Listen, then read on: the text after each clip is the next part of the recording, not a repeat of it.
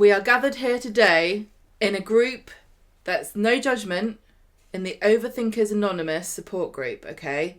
If you've thought about something too hard that's been on Coronation Street, we're here to help you out. That's it. I thought you were starting around like we're all gathered here in a room. Nobody's leaving until the suspect has been revealed, which would also have been quite apt for today's mystery podcast. Yeah. We are talking whodunits, Corrie whodunits today, considering we have just come to the end of another one, of our most recent one with Joel. We now know, or knew we, who murdered him, who pushed him over the edge of the viaduct, who clobbered him on the head with a brick. It was Lauren, apparently. And so we thought There's no more to it than that. No other. Yeah. Even... You know, we're still days away. It was days since recording the last podcast, and I am feeling less confident that Corrie knew what it was doing with the body bag Joel in the river now than I was when I recorded. I really wanted to trust them, but it does feel like I'm kind of in the camp that when we see Joel's body bag floating down the river, I think it was just a really bad prop dummy that looked like it was wrapped in plastic. It was an optical illusion, and I think that they had no idea when they did it that it would be interpreted the way it was. It was really unfortunate, but I think we'll have to just accept. I think we might do. And even the other clue of Uncle Ronnie and who was the mystery man that he was talking to, that was solved in yesterday's episode. I hated that. I think it's all a bit cut and dry, really, but... You never know. I still that kit. He's a wrong un. He's got a mischievous glint in his eye that he does. A lot of people have said that they didn't enjoy that whodunit, which is a shame because I do like a good whodunit in a soap. Don't you, Michael? Well, I do. They would probably say the same thing, and this one wasn't one, in their opinion. I didn't mind it in the end. I think we'll get to that when we do because I was trying to lead you into what makes a good whodunit. What makes a good whodunit?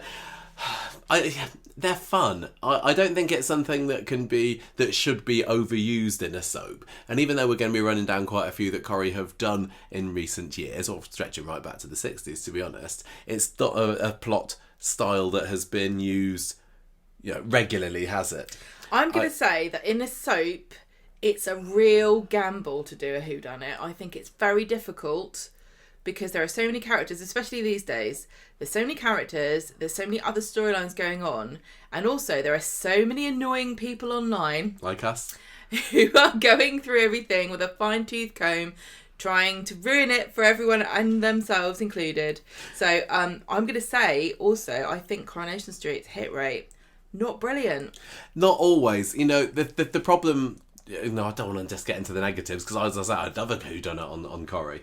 The thing that you can get into, the more of them you do, the more you start to recognise the signs and the flags and that, I think they're trying to trick us into... Exactly. So I like it when we're misdirected. I like it when there are red herrings. I like it when we're led up the garden path to think it's one character, but it's actually not.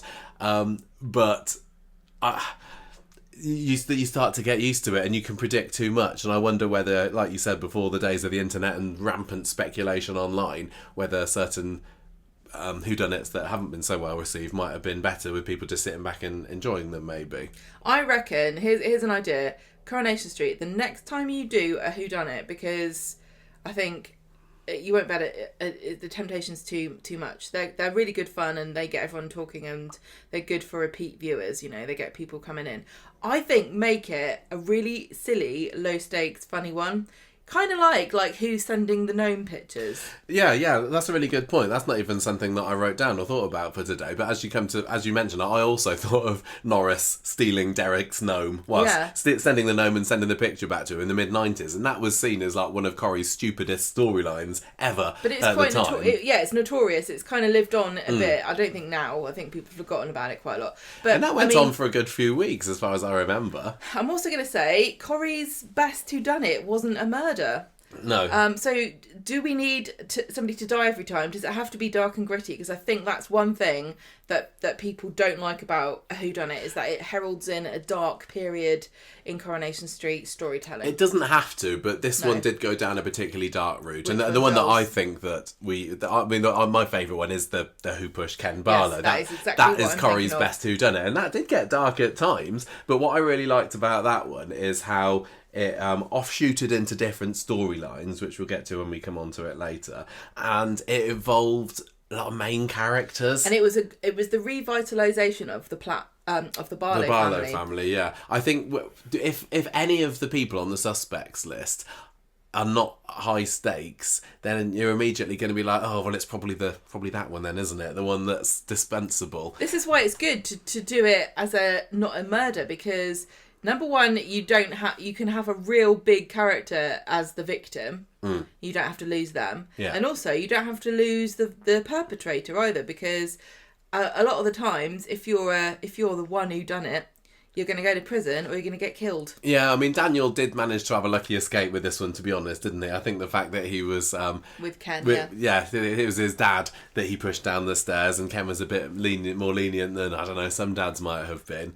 But yeah, that's the kind of thing that for me makes a good whodunit. I suppose maybe, like, really subtle clues put in there as well. I think there's loads I of like stuff looking for clues. Yeah. I like looking for clues, and I like realising afterwards, I didn't spot that. Like just recently with the Joel storyline, the CS spray, that was staring us right in the face, because, you know, it was the episode before he ended up disappearing. We saw Lauren taking the spray, but completely forgot about it, and I didn't see anybody theorising about that online either. If we had, we probably would have been a lot more confident that it was her that did it, or her involved at least. Just to jump a little bit to the Joel thing about why I don't think it was a really great whodunit, was because the flashbacks meant that all of the suspects, their motivations and the reason to suspect them were only revealed in kind of a drip-fed kind of way, whereas with something like the Who Pushed Ken storyline, it all came to a head. Like there was weeks of like animosity and grudges and bad behaviour, and then the day that Ken was pushed down the stairs, it could have been anyone, and we knew that it could have been anyone. We didn't need kind of this it's kind of artificial, you know, adding all these, oh, you didn't know this, but here's another clue that you didn't get to see. We saw everything, really. I think with that we could have guessed. I like them where it could have been anybody. And, I mean, I don't think we could have said for sure, looking at the Who Pushed Ken one, well, it's clearly Daniel then. I know people at the time, some people were saying Daniel, but not everybody was. And I think most of them had a good motive. And you're right up until the reveal, I think lots of the characters, it still could have been them. With the Joel story, it felt as we got more flashbacks, it was more like saying, well, it's not Mason then. It wasn't this one, but it wasn't this one. And by the time we got to that final week, there really were only a few people that it really could have been. And all the flashbacks weren't really conclusive either. Like, Carla's there and she walks outside and she looks at something. I didn't mind the drip feed. I quite like... but she wasn't near anything or looking at anyone or... Well, she was looking at Max and Lauren, we found out later, didn't we? Okay, well, I'm not here to it's not like a condemnation. Rate your whodunits. It partly is. Well, no, I know, but I think this is supposed to be an episode you can come back to in the future. But the Joel storyline, I think, it's just too new for us to really have a good perspective on. Was it good or not? I mean, it got everyone talking from that point of view. It was quite successful. Well, even if a lot of people were saying, I don't care, we're bored, we don't know, we don't care about the victims, or the victim or the suspects. If you compare Joel and Ken, like, you've got a bunch of characters who have been in the show collectively, like, I don't know, what, 6 years, if you added it all together. The Barlow family, you're talking about from the beginning of the show, all the way through, generations of a family, characters. Yeah, Daniel was a new character, but he's since proven himself. How many people from the Joel storyline are really going to be in it in 5 years' time? I don't know. I'd like to think quite a few of them, because they're all great actors and they've got a lot of potential, but realistically, not really sure they got staying power. Yeah, I think you're right. Well, look, let's scroll back, because I was doing a bit of research for this at the weekend, and I was thinking, well, where did the idea of soap whodunits come from? Because whodunit is a tale as old as time. That's predated soap, hasn't it? You know, with the murder mysteries and everything. You know, I think Agatha Christie is the most famous. Yeah, exactly. And she's still one of the most the authors who sold the most amount of books in the history of the universe. I ended up finding, and this isn't going to be a surprise to anyone, that the Dallas Who Shot JR mystery was really what sparked that interest in soap viewers for the Whodunnit. Now, I'd heard of this, but I didn't really know much about it, and I was fascinated learning about this story and just how globalized, just how huge this story was. Well, this was this happened in 1980, so this was the height of we've only got a certain number of channels, so everybody watches the same thing. There was more of a global culture. There was more of a universal culture. I don't think I knew anyone who watched Dallas. I think the UK. I don't know how popular. I don't know how popular it was here, but it became a pop culture phenomena. As kids born in the 80s, you would have, Who Shot JR became a meme before memes even were a concept. Honestly, I didn't even realise that JR wasn't killed. I didn't know this either. I was like, what does that mean? He was killed? Literally, he was in all of the episodes of Dallas between 1978 and 1991. He had the highest appearance count, and then I didn't even know this either. Dallas came back for a bit in the 2010s, and he was in that as well for a little bit. So sorry, what happened? So he got shot but survived, and then there was this massive whodunit over the course of 6 months or so. So that's quite a long period of guessing. But it was just a global phenomenon.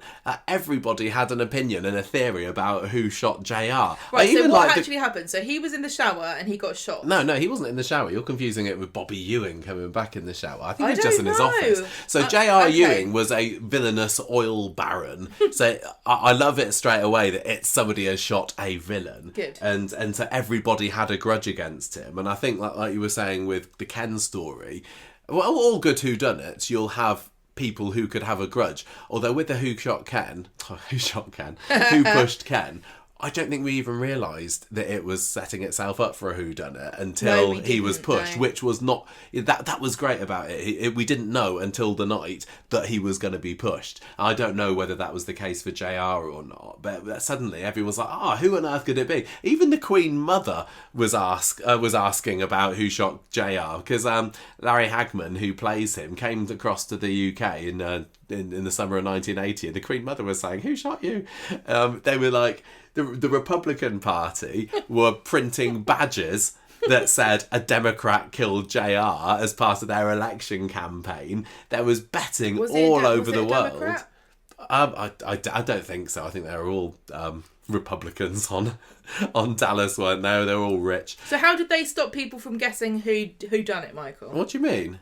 I'm trying to lead you in to read out the next part. Every actor and crew member was filmed. Oh, I didn't even read that bit. Yeah, exactly. This was amazing as well. Literally, every single person who worked on the show was filmed shooting him so that nothing would slip out. And Corrie's done the odd multiple ending. Like Gail, when she got sent down, or it was the guilty and the not guilty verdict was filmed. But everybody, so it could not leak. Who Killed Tina? We had 4 endings filmed as well. It was just amazing. Even Hagman himself was filmed shooting himself. Really? This is an American soap here. You know what they're like in those. Anything goes.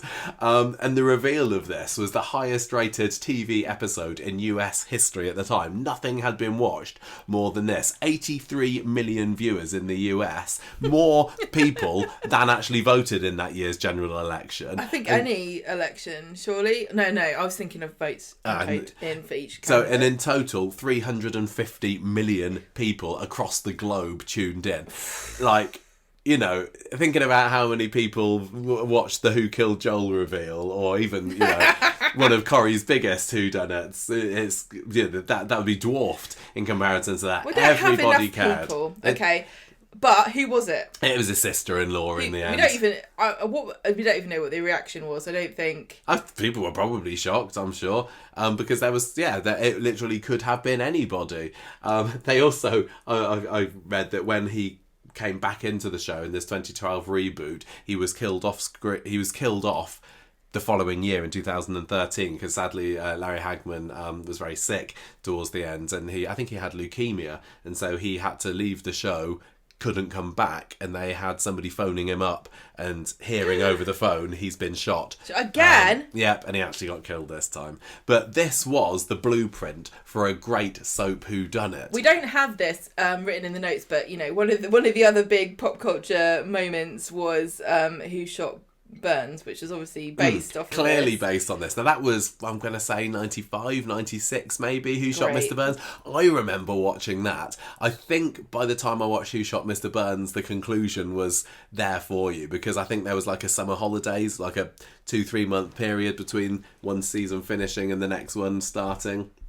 That was huge, and they were definitely capturing some of the energy that Who Shot JR had. But soap-wise, I don't think that, in the UK at least, they really caught onto it until the Who Shot Phil Mitchell story in 2001, and that was something that I remember hearing a little bit about at the time, but not. I mean, I was not an EastEnders fan, but that was absolutely huge for Emmerdale, for EastEnders, and I think that it was after that Corrie probably started to think, hang on a minute, we should be getting in on this as well. 'Cause other soaps have done whodunits as well, haven't they? Well, so EastEnders did Who Shot Phil in 2001. We had Neighbours, Who Pushed PR, 2010. Oh, that's there clearly was a rip-off. Emmerdale did Who Chucked Tom King Out a Window. Yeah. And also EastEnders did Who Killed Lucy Beale. And it was a whole year-long mystery. And it turned out to be Bobby Beale, who was only 11.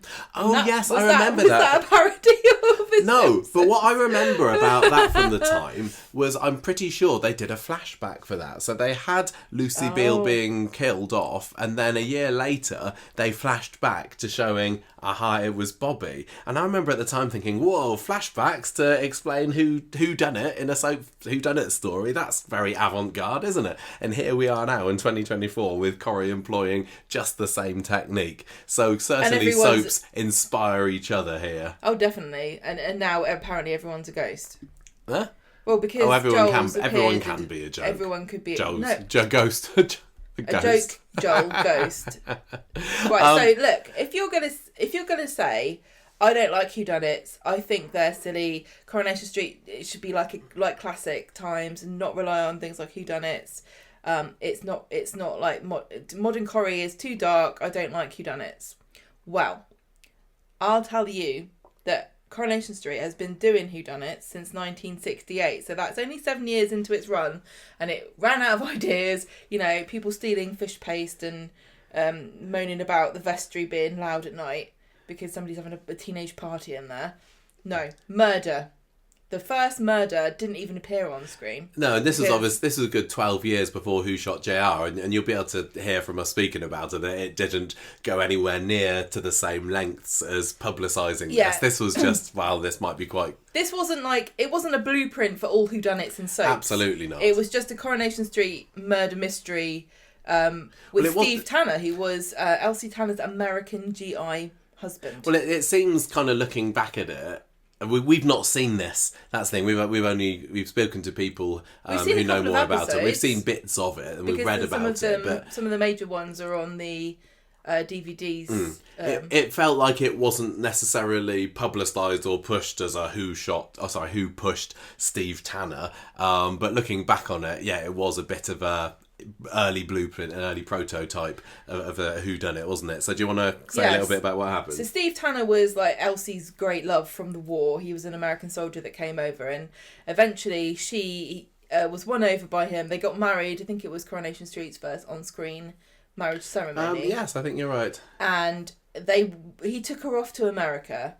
And she came back because she did not enjoy America. Well, it seems like Steve Tanner had a bit of a personality change while he was over there, and he left her on her own, in a neighbourhood where she didn't know anyone. And they probably couldn't understand a word she was saying. And so she came back. He'd fallen out of love with her, so she comes back to the UK, and we get Len, who was always a very good friend and maybe romantic, hopeful for Elsie. Len Fairclough, he goes to confront Steve about how badly he was treating Elsie. Yeah, so Steve came back kind of following Elsie, but weirdly, he never appeared on screen. This is another reason why this does not fit the template for a usual whodunit. The character who was done You didn't even see. Yeah, No, you he'd just not been in hear- it for a year. No, you just hear that he was found dead at the bottom of some stairs after we know that Len's gone to confront him. And the main suspects were Elsie and Len, because Joe, the person who actually did it was G.I. Joe Donnelly, who was another American soldier who was like a rival. Steve owed him money, and he killed him because of it. And he got given an alibi very early on by another GI called Gary Strauss, who did not realise that Joe had killed Steve. So this was a actually really dark storyline because Eventually it was, because it wasn't found out for 2 years who pushed Steve, who killed Steve. So, and it wasn't a talking point over those 2 years. I think viewers were just kind of asked to forget about it, or they did forget about it. I don't know what the plan was here. No. Because they had an investigation, there was a court case, the jury returned an open verdict, there was no resolution. And then this character, Joe Donnelly, he is in the show and he is seeing Irma Barlow. Yeah, that's 2 years later. He kind of goes off for a bit. The widow and then comes of back. David Barlow, Ken's brother, also the daughter of Stan and Hilda, most famously. So he's dating her. And Joe realises that Gary Strauss, who knows that he actually lied about the alibi, he's onto him. So he takes Irma, Minnie and Stan hostage, confesses to Irma that it was him, and there's this really dark scene where he's holding a gun to Stan's head and making him sing Christmas carols. Yeah. And whenever somebody says, Coronation Street is very dark these days, and it never was, I'll always use this example. Was it 1960? I don't know what date it was. 17, at this point. maybe, I can't remember. But this is, we see one of the most beloved characters on the street. Yeah, I guess he was one of the most famous characters, Stan Ogden, being held at gunpoint, being forced to sing a song about Christmas, and then it fades to darkness and you hear a gunshot and you've got no idea if Stan's died, what's happened. It turns out Joe shot himself in the head. My goodness me, if you want darkness, you've got it in spades. Yeah, so that was, I'm going to say that was Corrie's first whodunit mystery, murder-wise at least. And they clearly didn't plan it for that to be. Who knows whether this big reveal was supposed to have happened 2 years earlier. Right. But, they made people wait, and I'm sure at the time people were like, oh yeah, it was him. Okay, fine. But never... If you want to go history, that was the first one. There was another murder mystery. And I don't want to be down on people that say it's dark, and that I totally agree why people would say it.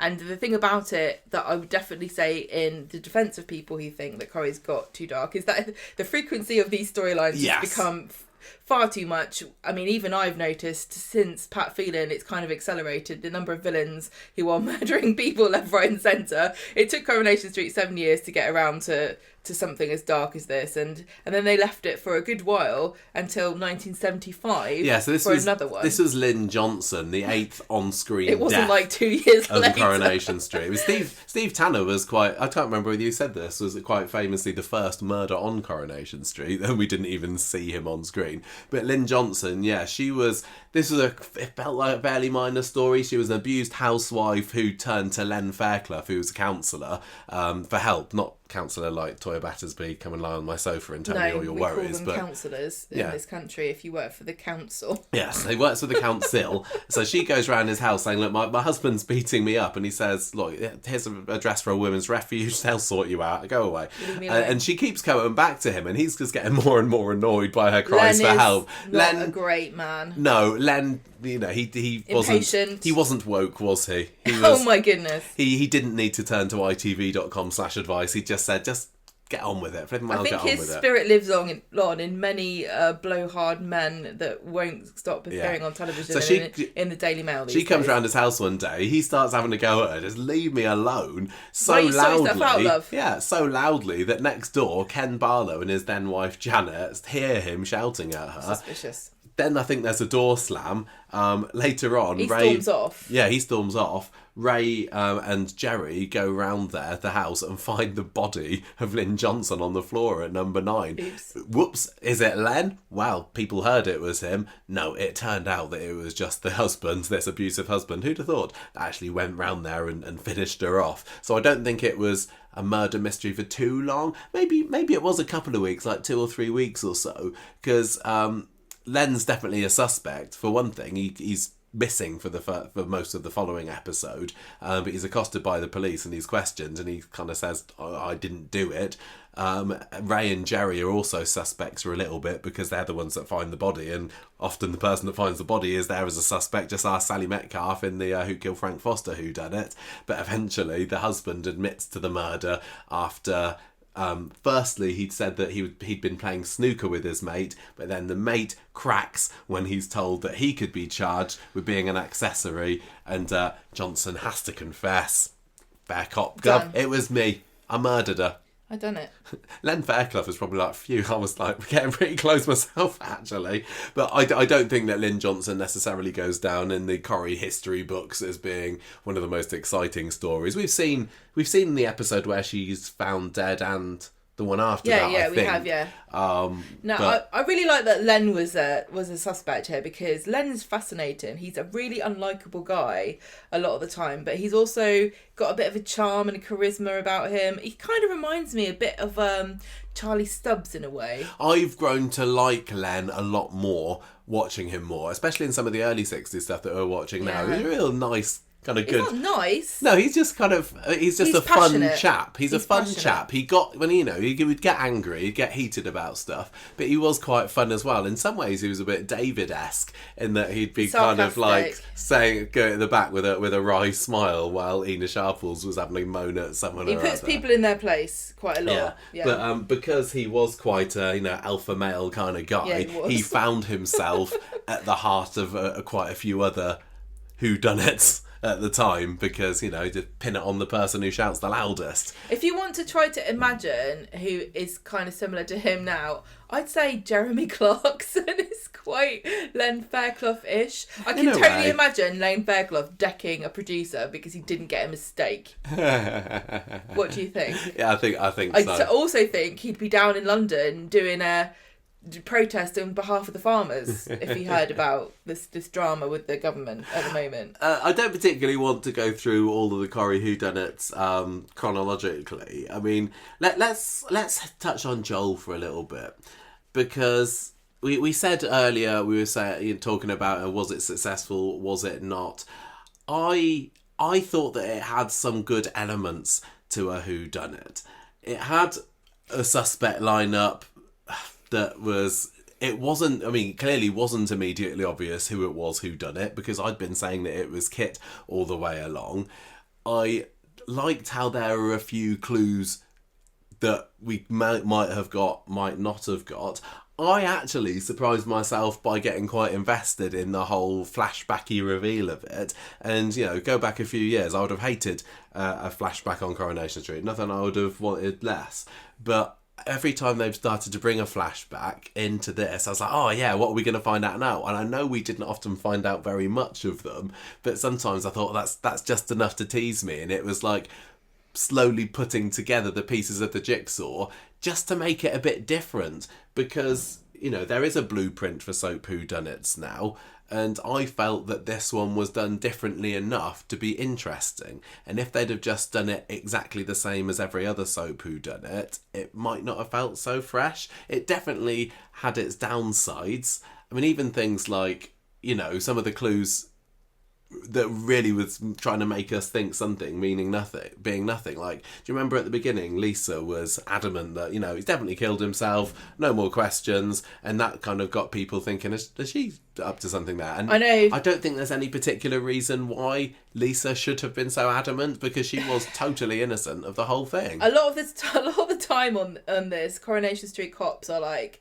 are they a suspect or are they incompetent? Because honestly, I know Lisa Spain's got her fans, and I certainly am one of them, but I think that this was like a smear campaign from Corrie against her, because she just leapt to conclusions in a really uncharacteristic way. It's one of those things where I'm just going to pretend it didn't happen. The other thing is, she acted so suspiciously for somebody who's supposed to be an incredibly intuitive and competent and caring, like conscientious police officer, because she ran off by herself and she didn't report the crime. She went to the hospital. She didn't say anything about it because she didn't want to do the paperwork and worry about Betsy finding out, which just seems so irresponsible. She jumped to conclusions. She was barking up the wrong tree a lot of the time.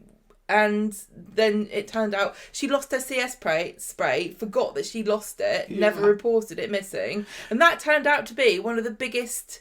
Yeah. You know, she messed up so badly that she ended up being questioned herself, which I don't think... You said it was uncharacteristic, but, you know, early on in the year, we had a kind of whodunit where she threw Roy in jail with very little evidence. I mean, that was a whodunit, wasn't it? It was like who's abducted Lauren. It was a what's happened to Lauren, but we knew that someone was involved in it. We knew that she had this secret boyfriend, and we're trying to guess who he was. You know, is it Nathan? Is it Joel? Is it, you know, who else did we... Like Tommy Orpington was an outlier on the whole theory stakes. And it's kind of interesting, I suppose, that they've revisited the same sort of format to first unmask Joel and then kill him off. I think that was the problem a lot of people had. It just felt like a series of whodunits about people that nobody was really bothered about. And again... People are bothered about Roy. I don't want to be... It's one of these things, right, that... It's like a byproduct of doing this podcast where you're forced to be critical. And again, overthink things. I wouldn't have thought as much about any of this if we hadn't been doing this podcast. So it's unfortunate, but it just. I think the thing with Joel as well came out when they had revealed it was him, and it was a great reveal that, you know, in the Britain's Got Talent week when we got to see her getting clobbered over the head with the chair, and then he stands up and looks at himself in the mirror and he kind of slicks back his greasy heart. That was a brilliant moment. But then when they then did a video of here's all the clues you've missed, there wasn't much really, was there? We'd pieced together the missing necklace clue, and I thought, you know, that was quite... It's fun when you you see something and go, brilliant. The angel was a red herring. The angel statue. Yeah, I think that possibly was. The chair leg. I actually think I liked the Lauren mystery more than I liked the Joel, who killed Joel. And I was going to say, and I kind of trailed off because I've lost my train of thought, but if this was just an ITV drama series, I would have loved it. I think it was okay. I think they would have been able to focus on it more if it was just by a solo storyline and that this was all that happened and it was just a story about a bunch of people, you know, in Northern Street. If this was a side quest, it would have been great. And maybe there is some kind of remit or kind of opportunity for doing a Coronation Street side quest murder mystery storyline that's completely separate. Like I said before, you could have taken this whole story away from Coronation Street and put it in its own show, and I don't know that much would have changed for the residents of Coronation Street except Carla. Yeah. Coronation Street's dabbled quite often in offshoots and you know, what's it called after Lights Out? What is it? All those side quest ones, what are they called? Spin-offs, right? Why not if you want to do a murder mystery, why not do a completely separate story where if you don't like dark stuff and gritty stuff and murder stuff, you don't have to watch it?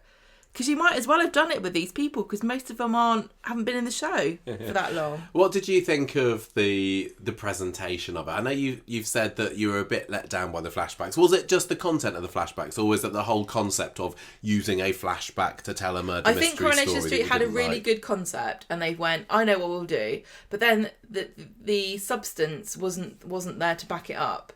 And I don't know how it happened, but it just feels like there was... Each flashback should have reconfirmed your suspicion of the person in the flashback. You should have watched it and gone, hang on, now what are they up to? What are they doing? But that's not what happened. Like it was the opposite. Carla was in no way a suspect based on her flashback. She just came out of the factory and saw something. Yeah, it could have been anyone, but we know it wasn't Joel because Joel was never there. On the street, so that was just a silly one. But you've got to put some red herrings in, even like it wasn't a red herring though. It just wasn't. It didn't mean anything. The creaky gate at Max and Lauren's. That we was were a theorising letdown. about that. There's a difference between a red herring and a letdown. What's that then? Well, a red herring's like, what? It's just a misdirection that's clever, and a letdown's like, oh no, it just turned out to be it was just nothing. Like what was that? What was that creak? Oh, sorry, I farted. That's not a red herring, is it? That's just a letdown, or a let off. What about the... I don't want to talk about this too much because I feel like What about the photo? Because I quite liked the concept of having a photo of suspects that builds up. Because usually when they have this kind of story, you'll have your publicity photo, won't you? And it's like, it could be any of these. And then, as seasoned soap whodunit watchers, your mind immediately goes to probably none of them. But at least with this, I quite liked how they were building it up. The problem was nobody in the final photo was a surprise that they were there. Like literally, I could have told you every single person that was going to be on that photo right from the beginning. Yeah. I might have thrown Betsy in as well. And I think if they'd have done it where there'd been the odd, you didn't think they were a suspect, would you? But this flashback shows that actually they were involved. I mean, Billy was involved apparently because Dee Dee goes and confesses to him on the night that it happened. If they'd have shown perhaps that flashback midway through and then thrown Billy into the mix as a possible subject, yeah, I think that was could have weird. been a nice little swerve ball. Because that was literally one scene where Dee Dee goes, I don't know, I don't want to keep. Well, it looks like we've got differing opinions on it. We don't. What do you mean? Well, you seem to be a bit more down on it than me. I quite enjoyed it. I think what's left me with more of a positive thought about this one is that I was so adamant it was Kit, and then it wasn't. And I don't often like to be proven wrong, but in this case, I want did. to be. And in a whodunit, you don't want to get it right. No, you don't, unless you want to be you surprised. think you've spotted something that nobody else has. Yeah. And think, like a body bag. I bet it's this person. If you've come up with a really clever theory, and you, then yeah, but it seemed like they were leading you to think it was Kit because he was being really dodgy. It wasn't like, I picked up on a little subtle hint that could make me think it's Kit here. But as I say, if we just thought about the CS spray, then we might have thought it was him. Him or her? Sorry, we might have thought it was Lauren. One thing that Coronation Street, a challenge for the modern era, is the publicity that goes alongside the whodunit. And the suspect photo being filled in was an interesting concept.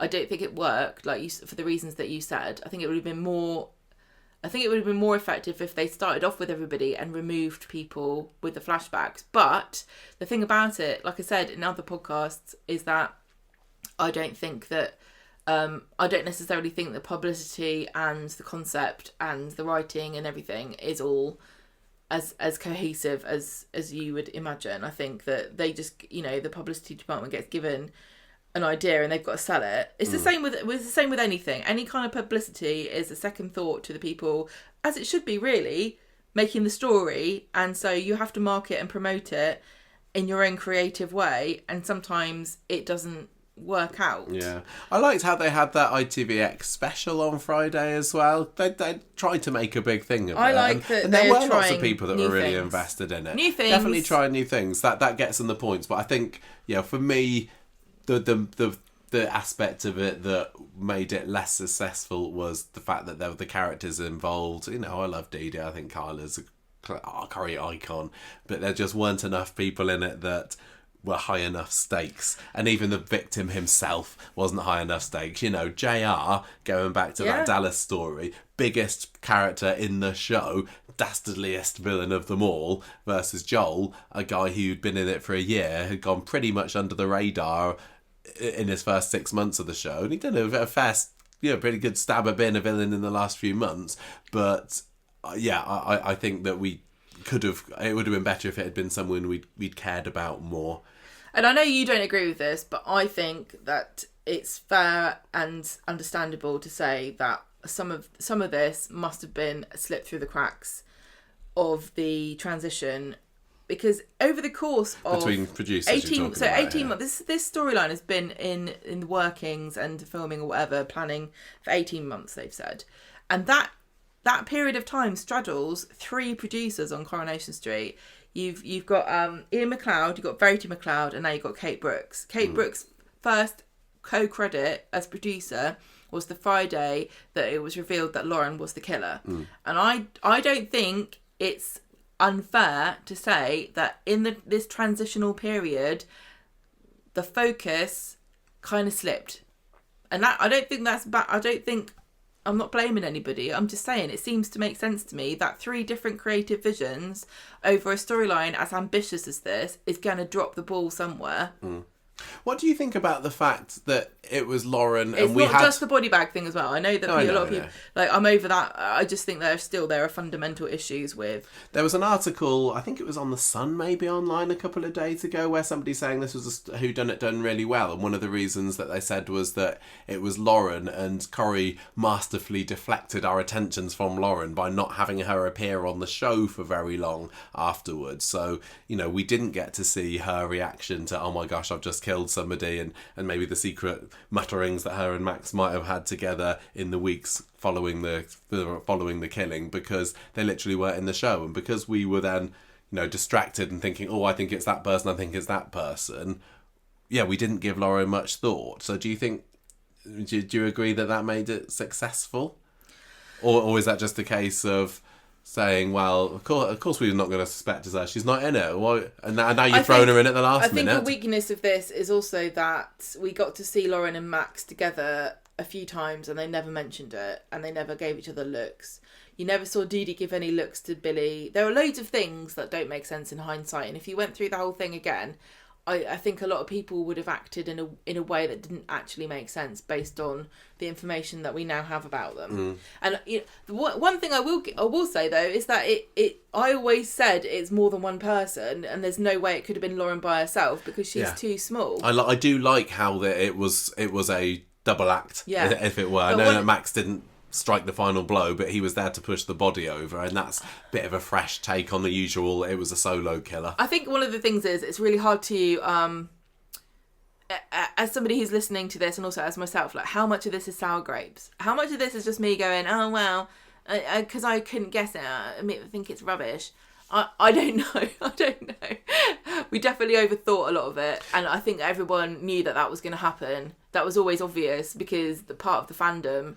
And I think the same thing about happened to Lost, like this TV show Lost. I think the fans ruined it because I think the ending, I think there was didn't live an up ending. to our expectations and what can you wildest do about theories. it? Like as a show, you've got to court everybody. You can't just be in for the rabid fans, because imagine if the reveal was some kind of really convoluted and subtle series of clues that you only manage to work out if you spend your every single day for 3 hours on a Coronation Street forum going over footage of old episodes and working it out. That's not what it's about. No. But again, like I said before, the problem with doing a whodunit is that you're literally inviting scrutiny. You're inviting fans to do that. You're asking them to engage in a process that is very involved, going over and say, like, here's this person. Why do you think it was them? Why do you think it wasn't them? If you invite scrutiny, you have to be able to stand up to it, and this story didn't really. Well, let's go back and think about a few other ones. I think the problem was it was drawn out too long, and I know a lot of people said that this is going on too long. I don't, it's been drawn out too much, and I always say I don't mind because I enjoy it, but in hindsight, it gave us too much time. It's like what happened when Shona came in and we had to guess, why is she so shady and what's her connection to David, and it's like, there's so many different things. Eventually you're going to guess it. It's like throwing 100 darts at a board, you're going to get a bullseye. Should we go back to some of the other storylines, whodunit storylines that we've seen, and that we can talk about, like, what we remember about it? I think we can talk in more detail about the Joel one because it's so fresh in our memories, and we've not been back and watched any of the old whodunits. I mean, that would have been a gargantuan task, but I'm interested to know, like, what your thoughts are and memories and about what worked and what didn't. So the Frank Foster murder was in 2012, and this was 6 months or so before the podcast started. It would have been quite fun to have had this story as part of the podcast, but equally it probably would have turned into a bit of a moan, because from my recollection of it, this was a bit of a dud, because we guessed who it was that killed Frank straight away. We were pretty sure, and we ended up being right. Yeah, so he's up to all kinds of unsavoury things. He tries to rape Maria. She was Carla's PA at the time. And there was no proof, so he went free. He gets engaged to Carla. Carla breaks off the engagement. Frank rapes her. Then he gets charged and cleared of it. I remember that scene. This was awful. This was really, this was proper dark. That was after he did it. He was like, "You made me do it." Yeah, it's foul. He cons Carla into signing Underworld over to him after he gets cleared of everything, and then she confronts him in the factory. He's upstairs and she follows him up there and says, "Why have you ruined my life?" He wants her to admit that he raped her. And he's like, oh, I know, I've seen the tapes before. I know you're trying to get me to do a confession and you're going to record it. But he finds, instead of a mic, a whiskey bottle and tells her she's an alcoholic and starts teasing her. And he kind of confesses, doesn't he, and gloats. Yeah, and says, he's like, I raped you. What are you going to do about it? I screwed you twice because I raped you and I've got the factory. Fancy going for the hat trick, like he's menacing her, again threatening her. And then she looks at the whiskey bottle and you're supposed to kind of think, oh, she's going to whack him over the head with it. I don't know whether you were at the time. I can't remember whether we went into that episode knowing that he was going to be bumped off. But that was a really interesting end of the scene where it's just looking at the whiskey bottle. And then later on, what the next thing that we see is he's dead on the floor in the factory. This is a few scenes later by Sally because he's found by Sally. Yeah. Well, we follow Julie and Sean who are walking through the street, right? And they walk into the factory and they find Sally with blood on her hands. And there's been quite a few other Coronation Street whodunits where a character's there with the corpse automatically. Could it have been them that did it? Yeah. Sally was quite a strong suspect because she'd been going out with him for a bit. And I think there was a part of the story where he kind of set up his own business and stole some of the Underworld's workers away. And she, always thirsty for power, realised that she could be a bit higher up on the pecking order if she went to work for Foster's.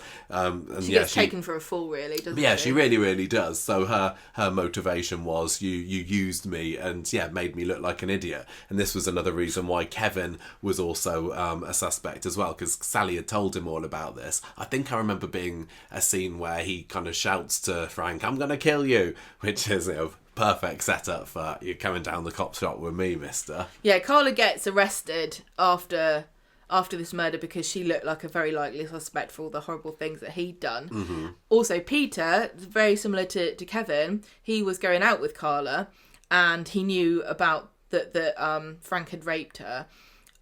He was having an affair with Carla at the time, even though he was married to Leanne.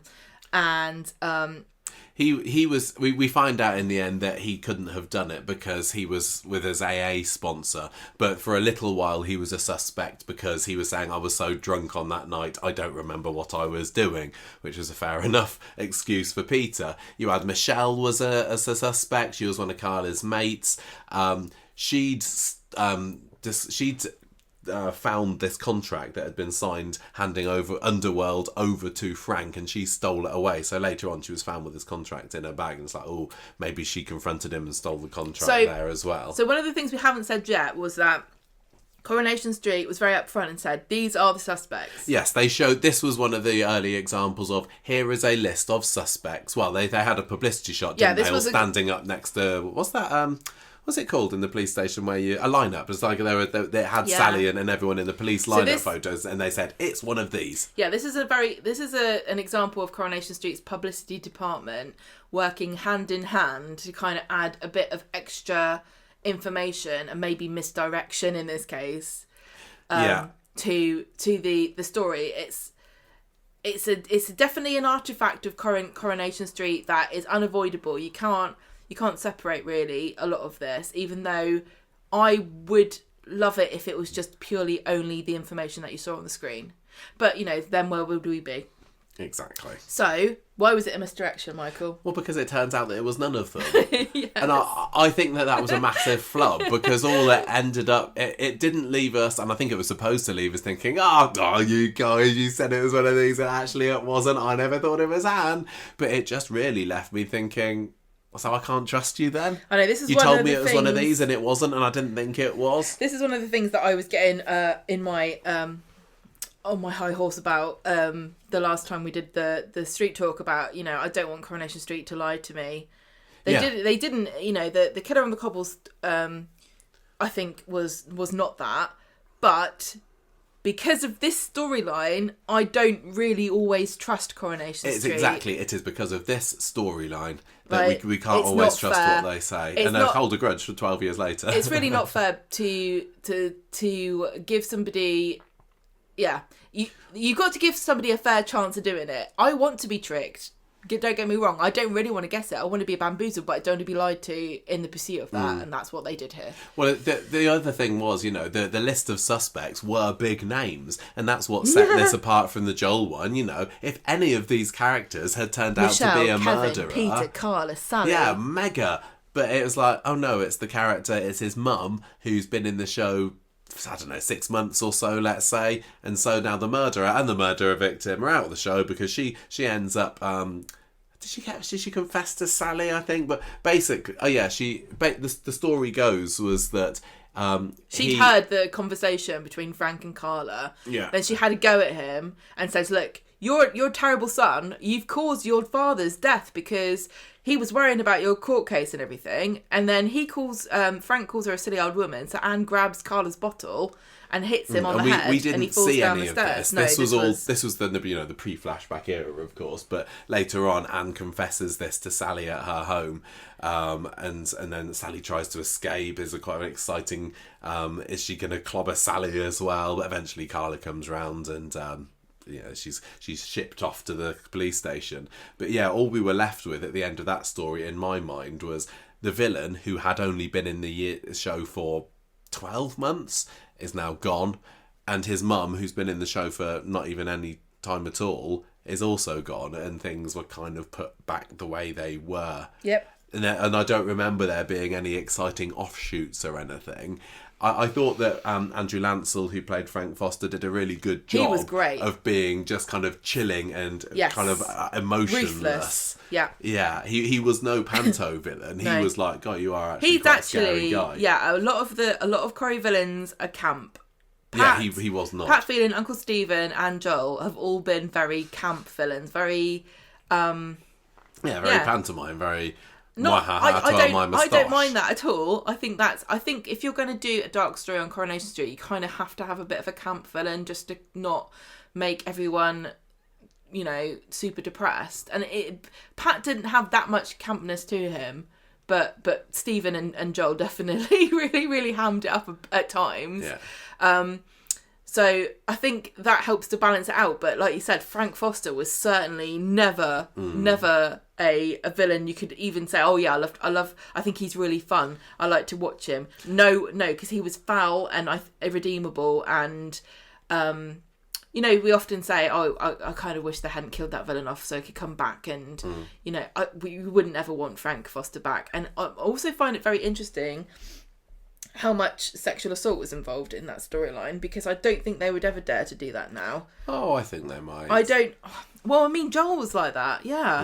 But I think that using that as a kind of a plot device has become something that's rightly criticised by a lot of people because it's very triggering and exploitative. Yeah, you're right. Yeah, I think I don't know why we guessed that it was Anne so soon, because I don't think Corrie had done whodunits before where it turned out that it was nobody, but it just felt like obviously it's obvious because it's not going to be one of those others. So I think that if you're going to have a lineup of it's going to be one of these A grade characters, you got to follow through with it, and sometimes sacrifice a level A character in order to have the biggest shock and the biggest impact. Yeah, we said many times before, like Coronation Street lacks consequences, and it's been going on for over a decade. That kind of reminds me a bit of the Who Killed Rana story, which wasn't particularly done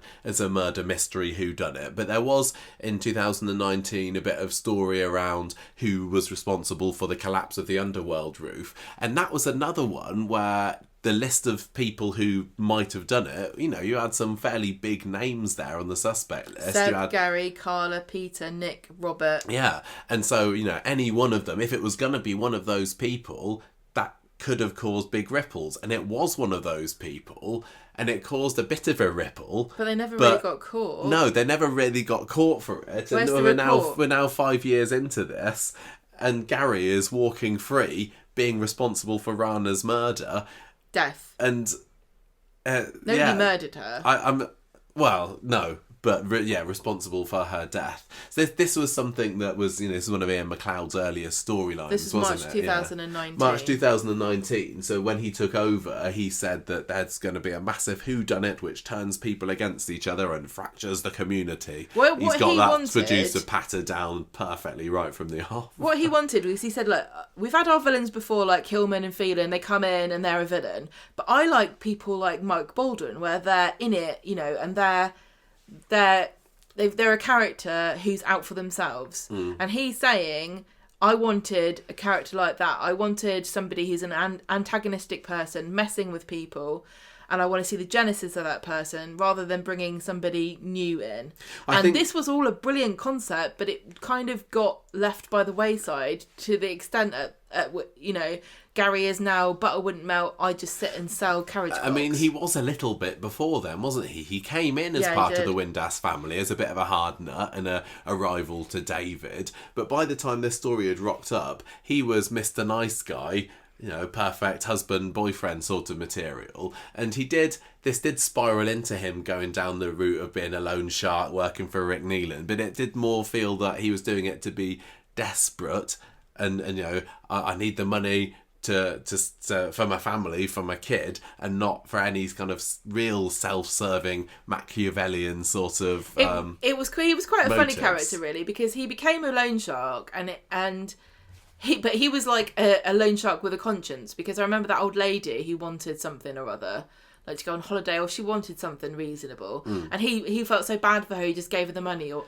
he did something where he was being soft-hearted. Yet he also killed Rick Neelan by staving his head in with a rock, and he also let Rana die and didn't come forward, and so that, you know, the juxtaposition of those two things is quite funny. I remember when the reveal of that one came out, and I think that was a Britain's Got Talent week. Reveal of what? Of who was responsible for the factory roof collapse, and I remember getting quite excited for the reveal, and I think even the way it was done, we were like, oh, it was Gary. It was just the follow-up afterwards. It didn't quite match the severity of the crime. This at all. This is when he gets caught and beaten up by Rick Neelan, and he's got threatening with a golf club in his office. And Gary manages to somehow get the phone off of his desk when he's left there on his own, because Neelan's gone off to menace Sarah Louise, I think. And Gary leaves a message on Sarah's answer phone saying, "It was me. I feel so guilty. I was irresponsible for the roof collapse."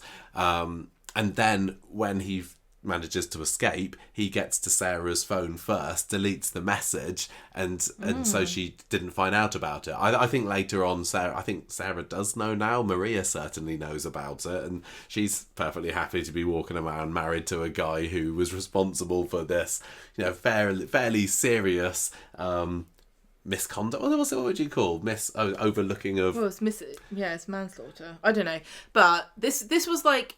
This was an example of a kind of whodunit that wasn't really a murder, but it was a bit convoluted, and it never came. Somebody died. It did spin off into a few other interesting stories, though, which is something that I think a good whodunit should do. Well, yeah, Carla was the one who really came off the worst there. Carla was.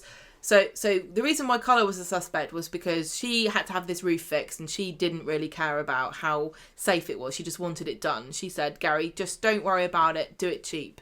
So that was why she was in trouble. No, she's not, and it's not her fault, because Gary did do what he was told, but it turned out that later on he went back and made it worse. He loosened up some joists or whatever. Don't remember.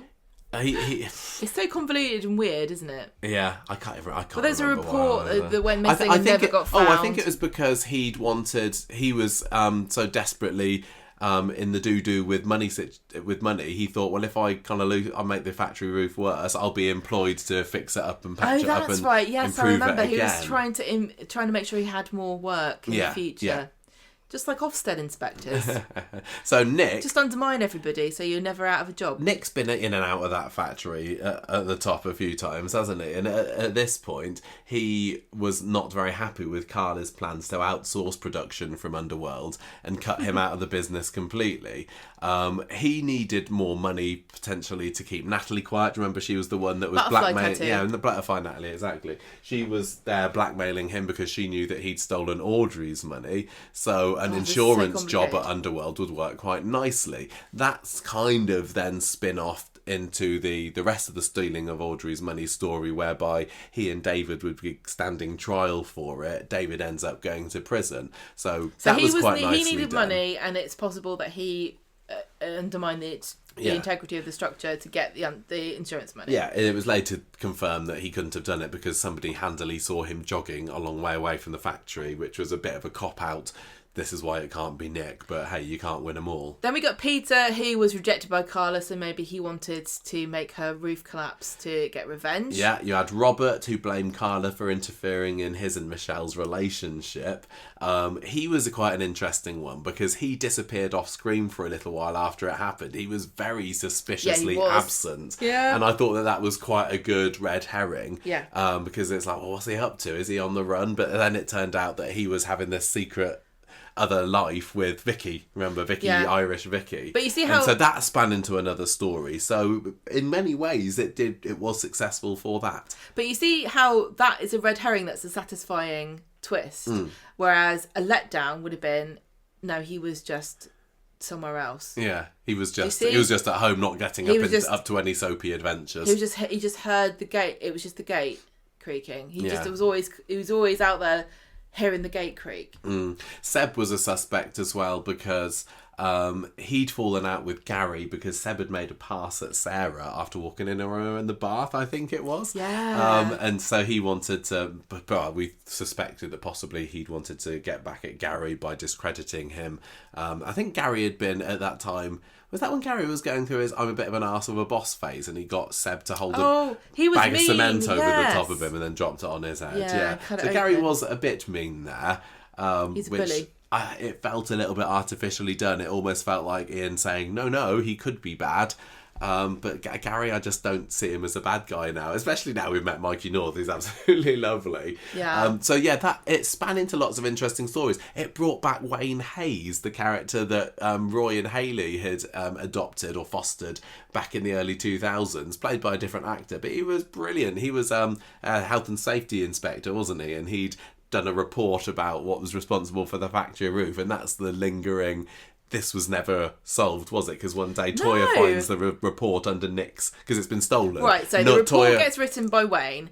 Imran tricks Wayne into revealing that the roof had been sabotaged, and this was all written in the report. And Imran thinks it was Nick that did it. Mm-hmm. And then Toya finds the report, which has been hidden and stolen. And it's under Nick and Leanne's mattress. Yeah, he says, I was framed, but we never find out who stole the report and put it under his Wayne mattress. And that put it was there. A massive dangling thread that will never be solved. It's very annoying. I don't understand. I think we said before on Coronation Street that sometimes things are left blank or TBC because they don't want to write themselves into a corner. Like, who's Betsy's biological mum? I don't know if they've decided yet. I would be surprised if they had. And also, I don't think they have any ideas about who her father is. I think they want to leave themselves with options. With this, they must have had an idea about who it was that they wanted that to have been, but they never bothered telling anybody. What are your memories? I don't know, it's going back 5 years, so it's a bit of a time has passed now. Do you remember enjoying this particular whodunit? I think I did, because there are elements of, obviously the Wayne bit I liked. The suspects were all quite important characters. So I thought, this is going to rock some boats when the truth comes out. I think this was a pretty effective one. I don't really remember feeling like it was a whodunit in the same way that all the other ones were. But the factory roof thing, it just felt a bit weird, didn't it? Because the first time we found out that there was anything wrong with the factory roof was when Jenny and Johnny came back after the wedding, and the roof had been taken away. So that's when Phelan and the others put a new roof on, and I think even like Phelan was posthumously a suspect in this whodunit, because it was like, did Phelan not put the roof on properly? And who also, so it was Eva. Eva was the one who took the roof away. Who took the roof Eva away? and Adam conspired. Really, the thing about this was it was so convoluted, and there's so much responsibility diffused over so many people who were acting like idiots that at the end of the day, everyone killed Rana, really. Well, the reason that the roof in this time was needed patching up was because of the fire, the boat fire that had Peter's boat fire that had caught onto it. But the roof's just screwed. I thought that was an okay whodunit. Carla also could have been responsible, because just because it turned out that Gary did a better job than she told him to, doesn't mean that she isn't responsible for saying, don't worry about it, just do it as cheap as you can. Yeah. That was kind of it for Corrie whodunits, murder-wise at least. There was a little one in around 2000 when Tony Horrocks turned up dead. So this is Natalie Horrocks, the landlady's son. He'd not been in the show for a year, 2 years maybe, before his body was dug up, and there was a few months worth of who could it be, who's somebody's killed him obviously and buried him down there, and it turned out that it was drug dealer Jez Quigley, who had never had a scene with Tony Horrocks. Tony had problems with drugs, and he was involved in dealing them and what have you while he was in the show, but then Jez Quigley came into it as the bad boy, and kind of they tied their stories together a little bit, so it was a little bit dovetailed in there.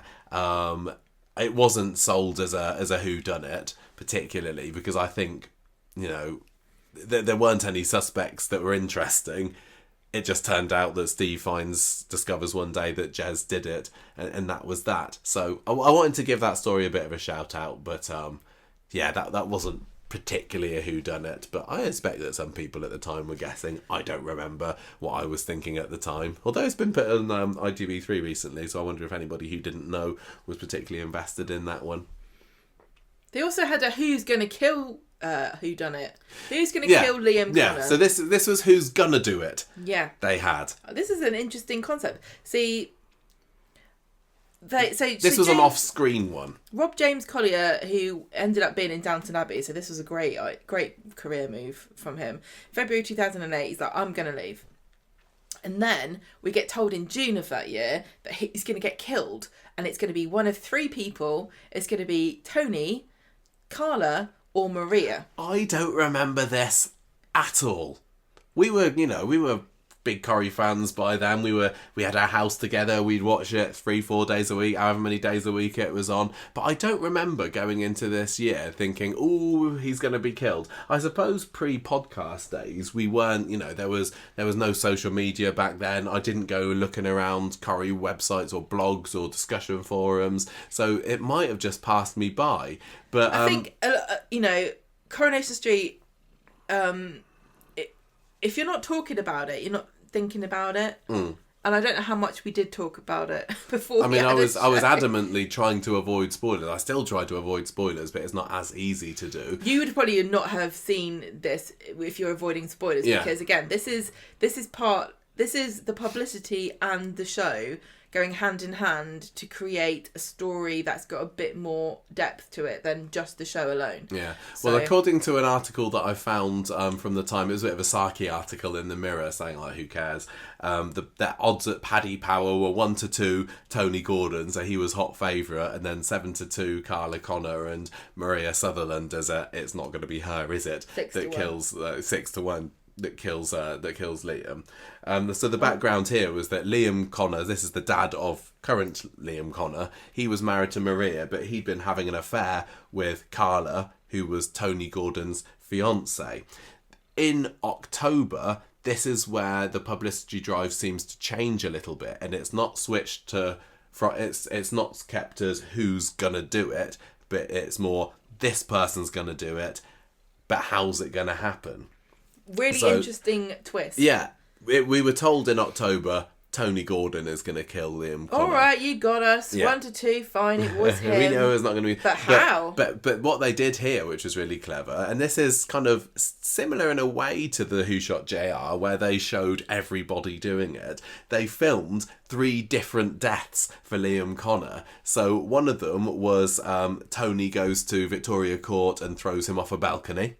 Another one was... Tony shoots Liam with a real gun during a paintball match. And the third one, the third one was what actually happened, which is he gets mown down on the street. Well, they had the paintball match in the show. This was the stag do. That's why I remember it then. I think, and maybe I remember thinking this as I watched it, we didn't know when we watched the paintball match, like, is he actually going to kill him here? So we were like on the edge of our seats. Is he going to shoot him here? He gets to the end of the episode 4, he didn't. Does do a lot of menacing, and he had loads of opportunities.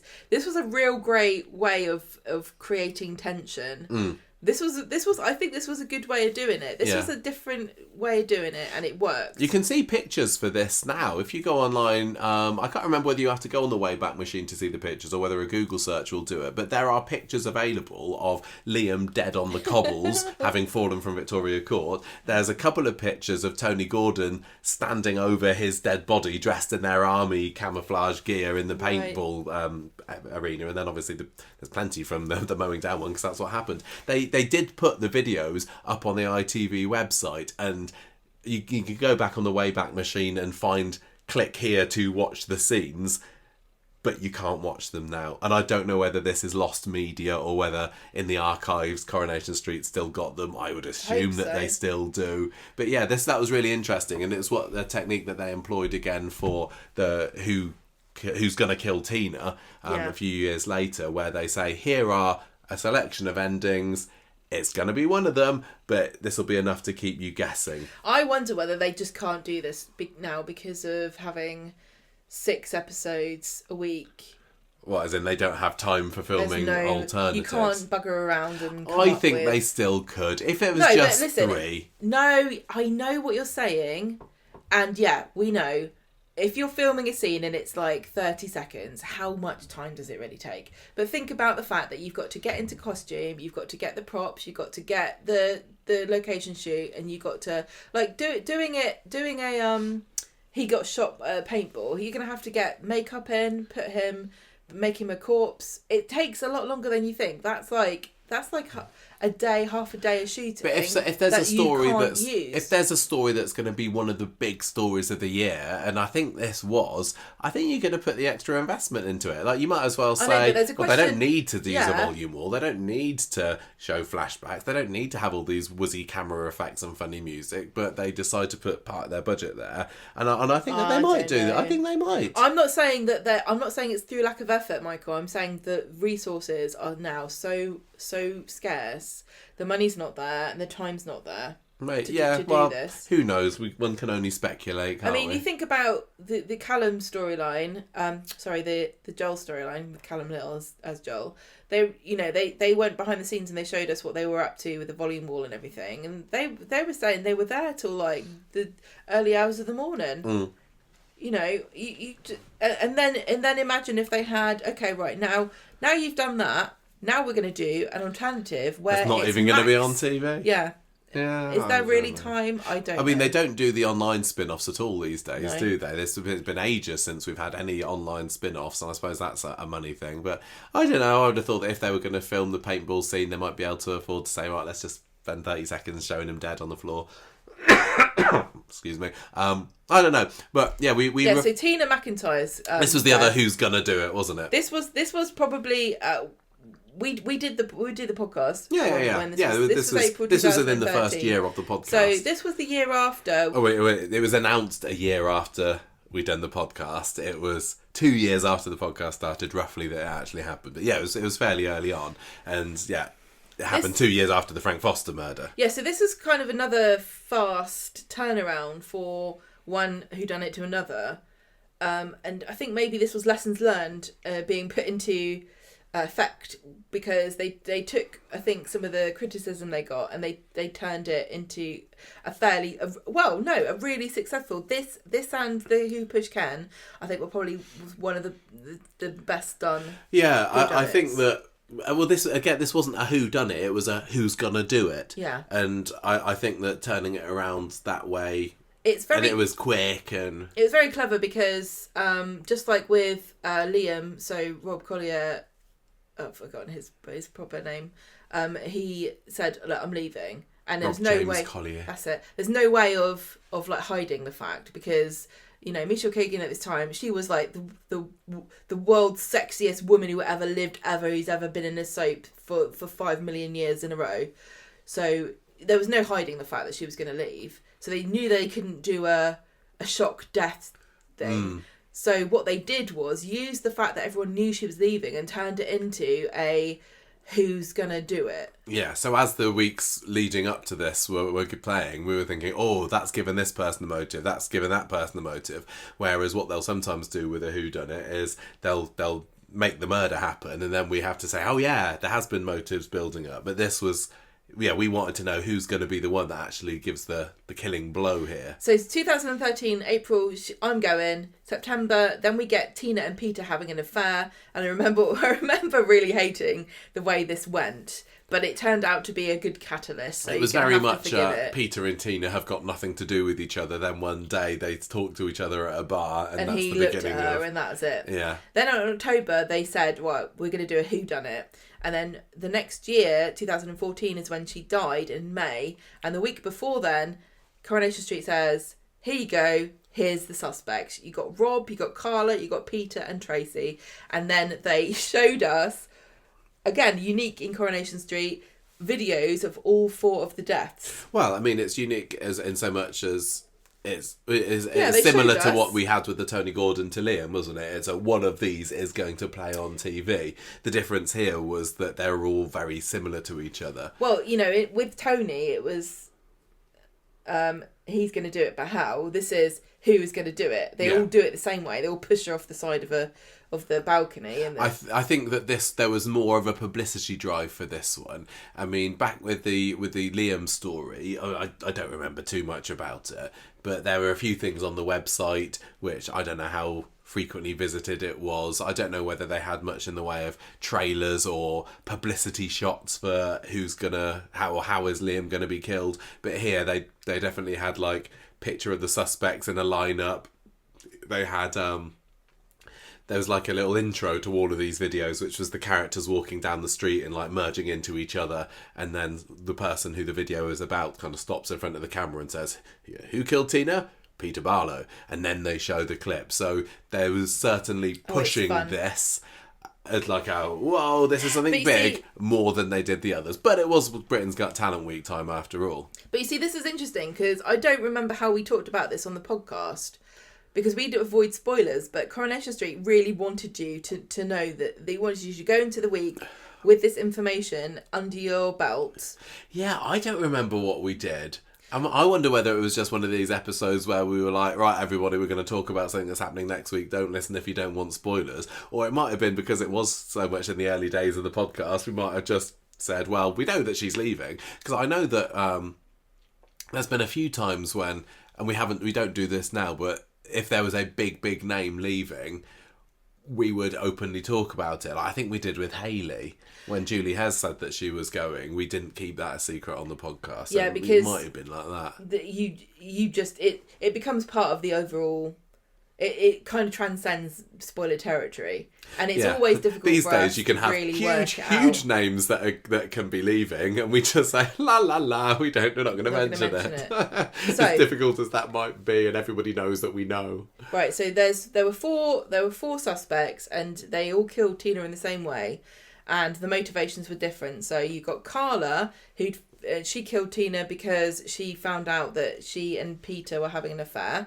You got Peter, who said, I'm leaving you, and she wouldn't let him, so she pushed her off the side. Some of them, it was more of a struggle. Like I think with the Peter and Tina one, it was just more of a tussle, and she accidentally ends up going over. I mean, it kind of was with Rob a little bit, really. You spoiled it now. Tracy, she was being threatened because Tina knew that she was selling stolen hairdryers in her little shop. Yeah, high stakes here in her what's it called, pawnbrokers. Yeah, and then Rob, who had the same kind of motivation, which was kind of weak, really. Yeah, a little bit. It kind of came out of nowhere. I think Carla and Peter had stronger motives. They did, but I think that was fine because Rob was a bit of an accident, and Rob was a bit of a sympathetic killer as well, because we then went months where we saw him, trying to.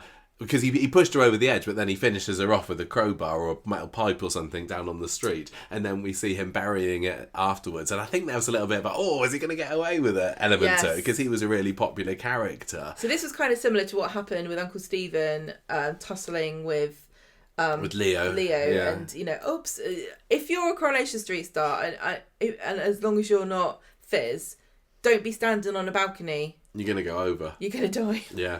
The Carla one, the clip was quite interesting because the way that plays out is she's there up on the balcony by the builder's yard, and she's acting all friendly to Tina, and then she kind of reveals that she knows about the affair, and she suddenly goes from caring friend to total murderous bitch on her. It was that was really nicely done. The fun thing about Carla being in the show, I know that she, she's back on form. Everyone loves her again. She's got a lot of stuff going on, and she's back as boss bitch at the factory. But with any character on Coronation Street, you really do not know if their end is dead or murderer. And if Carla did end up killing somebody, I'd kind of love it. Is Carla the most suspected person in the whodunit? Because she was a suspect in this, suspect in the Frank Foster one. Yeah, Peter was as well. Yeah, and and now she's a suspect in this Joel one, which Peter obviously isn't. So I think Carla, she's been wrongfully accused more than anybody. Poor girl. But I don't remember what we thought before we went into it. I very vividly remember saying confidently on the podcast, it definitely wasn't Rob, because I watched them all back to back, and his had really ropey sound or something, didn't you? You said that was a dodgy clip. The sound was different in his clip to the rest of them, and it should have been obvious to me that because it was the one that sounded different, it was the real one. Yeah, I think so we did talk about it on the podcast somehow then. I don't know how. I think remember. Tracy, she'd been officially discounted in a few days before it happened. So really when we went into the episode, we were thinking, is it Carla, is it Peter, is it Rob? We know it's not Tracy. It kind of... I don't remember thinking it was a cop-out. But it kind of is a cop-out because Carla and Peter had by far stronger motives than Rob did. The other problem with this, that I don't remember from the time, but I've since found out, was that in April of that year, so a month before the murder happened, Kim Marsh, who played Michelle, was papped outside Weatherfield Police Station. And this was, when Weatherfield Police Station was an actual... I don't know, there was an actual police station or just a building done up to look like one in Manchester. So anytime a character went to the police station, they'd be seen by the paps going in. Yeah. And she was in there. And the article that went with it is, here's Kim Marsh filming some scenes. She's supporting Carla because Rob's being questioned for something. And so that maybe might have given the game away for people who saw that article. See, isn't this frustrating? Because this is obviously one of the reasons why they decided we need a set. We need a set for all these... police drama, court case, prison scenes, hospital scenes. We can't be seen with characters going in and out of any kind of existing court building, whatever. And so they've had to build these places, and then because they built them, they're using space and they have to use them. Yeah. Is this the reason why we've got so many bloody police procedural storylines? Of course it is. They're builders. They've got to use it. Yeah. At least with the court, because they go to Bolton Town Hall now, don't they, for that? So and they are. Well, they've got the court set though, the little mini one. Yeah. They haven't got. I don't know if they've built a big. No, they haven't built a big one on set, but sometimes characters will be seen or actors will be seen filming outside Bolton Town Hall, and it's like, what's what are you up to? Big coming up here? Right, so. That's, I think, all of the whodunit murder-y ones that we've had in store in Coronation Street, but there have still been some other whodunits that weren't related to murders, weren't there? Yes, so notorious, infamous, maybe, I don't know. I didn't watch it at the time. This was when you were in France, I think. No, it wasn't. This was... No, I think this happened over the Easter holidays in 2001, so mercifully escaped. No, this was just before we met. Okay, because so we met about idea. 6 months after this. Yeah. Okay, so poor Toya. Okay, this was probably not billed as who raped Toya as a storyline. It wasn't, but I think you can sum it up as that, can't you? I think viewers were encouraged to speculate about who it was, but there was certainly not a lineup of suspects saying, "Hey, which one of these is a rapist?" A very interesting concept, which I get. I said before about Frank. I'm not sure, but using rape as a sort of storyline device is definitely not something that people would appreciate these days. Why is murder okay? I know. I couldn't tell you. I think probably because more, unfortunately, because more women, I'm going to say, and men maybe, but more women have been raped than murdered who can care about it. I think that maybe it goes to say, people being killed has been, part of stories, and murders have been part of narrative. Women ever since. No, I know they have, but I'm just saying, murder has been part of stories in general right from the beginning, and I don't think rape has been as common a story trope, if you like to call it. I think it's because sadly women, more than you would think, experience sexual assault, and it's triggering. I think. I guess though, the more than being murdered, I don't know. Michael, if you've been murdered, you're not around to say, I'm sorry, but this triggers me. No, but the family's victims are. There's probably people whose loved ones have been hit round the head with a hole punch, who are massively triggered. I'm just trying to be delicate here, but many women have 1 in 3 so this have had some kind of sexual assault.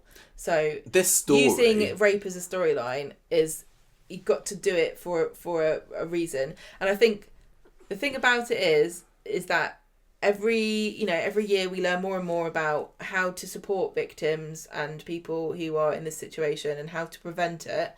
And with the knowledge we have, we change our perspectives about what's acceptable.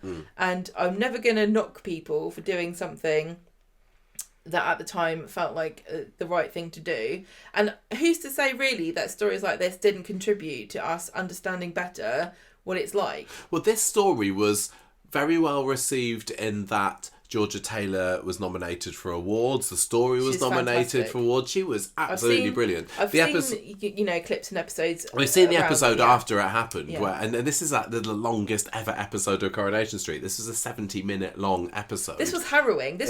She was fantastic, again, and so was Vicky Entwistle. This is, if you're going to say Coronation Street, there are limits, and I think it's too dark. The only time I would ever say I kind of get where you're going is with this story, because it was so raw, because Georgia Taylor is such a fantastically talented actress, and because Toya was a likeable character. This was like another level of I remember at the time people saying, this is not suitable for Easter viewing, because this was over the Easter weekend in 2001. We're supposed to be celebrating the return of our Lord. Exactly. And I think people were hoping for something a little bit more light-hearted, like more Scenes of the Crucifixion, than this. And people thought that this was just too far. But it was very well done. It's funny how I don't think that people would give a fig about Easter now. I don't know. Yeah, I guess not. I think obviously they were saying Easter is kind of like Christmas. People are watching TV and they've got nothing else to do. Let's try to get this audience and draw them in with some massive story. I suppose in the same way, people have criticised soaps for showing things that are too graphic or dark or violent or harrowing at Christmas time. Christmas is definitely a different thing though, isn't it? Because I think in this country, quite particularly, Christmas is incredibly divorced from a religious meaning and has been for a very long time. But even so, when they do something dark at Christmas, everyone complains. Like the Helter Skelter, Jonas shot in a box. I was thinking exactly that. Yeah, was probably the darkest Christmas they've ever had, and it got bashed by some people. Yeah, but it's funny. Like Easter really is only religious. Like there's no reason for Easter to exist. It's a nice holiday, and the kids get time off. And you get, the bank holidays either side of the weekend, but it's only there because of religion. There's no secular, there's no when you I mean, have it's, Christmas, it's new life, spring has sprung, baby chicks and rabbits I guess so. But kind of everyone's time, expected isn't to it? join in at Christmas. You know, you have Christmas, you have Christmas adverts on TV, and you have people of different faiths and backgrounds, and you know, different groups of people celebrating Christmas. And like, hey, I know maybe you're a Muslim, but wouldn't you like this? Would you like to have a cracker and a can we sell you some turkey? I don't know. Is it possible? I don't know, but I've definitely seen lots of different people in adverts, but for Christmas. But I've never seen anyone try to sell a Muslim on Easter. No, I think even you're right. though probably they, you know, because Jesus is a figure in Islam. Why not? Maybe that's an idea. Does anyone want to buy my idea? I think it was kind of felt that this was a reaction to the Who Shot Phil story on EastEnders, because this had happened the previous year, and you know, this is 20 years after the Who Shot JR. I think this was Corrie going, I think we'd probably better do this as well, because Who Shot Phil Mitchell was huge. It was no 350 million people around the world watching it, but that certainly got bums on seats and people talking about EastEnders. I guess they just didn't want to kill off anybody, and they thought, oh, let's do this. And yeah, it was just a little bit badly pitched. It even had like Jean Alexander, who played Hilda Ogden, getting up on a soapbox and saying Peter this. Baldwin. And Peter Baldwin, who played Derek Wilton. They both kind of got up and said, this isn't right. Jean Alexander said, a lot of children watch the show and rape is no fit subject for youngsters. So she was more just saying Corrie shouldn't have rape in it, which is, you know... She was an early member, she's an OG member of the Corrie's Too Dark It just sounds like crusade. It just sounds like it should be like, you're right, Jean. But also, the thing about it is that Coronation Street should be about life, and I think that's a fact. Like I said, it's a fact of life for many people, men and women, that this has happened to them. Yeah, I know. There's always some stuff that you're never going to get into on Coronation Street. There's always a limit of something, and they pushed taboo subjects, they and pushed then they'll the push limit them. here. They pushed it here. Yeah, especially for 2000 early-ish. I mean, it's 20 years ago, but yeah. Coronation Street put out a comment from a spokesperson at the time saying, it's not going to become a whodunit, more a process of elimination, as each man is asked to give DNA samples. I'm like, what's the difference? No, it's the same thing. You're right. It was the same thing. I'm gonna say I'm on the camp of it. Really seems to be a reaction to the Phil Mitchell whodunit, and watching the episodes again recently-ish when it was shown on ITVX. It didn't feel in the same way as some of the other whodunits that we've seen, but people were firing accusations around.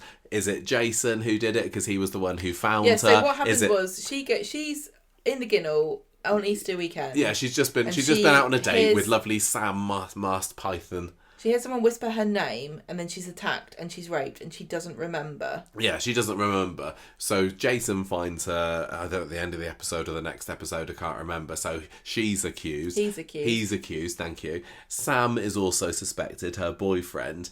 He comes around to see how she's doing the next day, and she just screams at him to get out because she's in such a raw emotional state.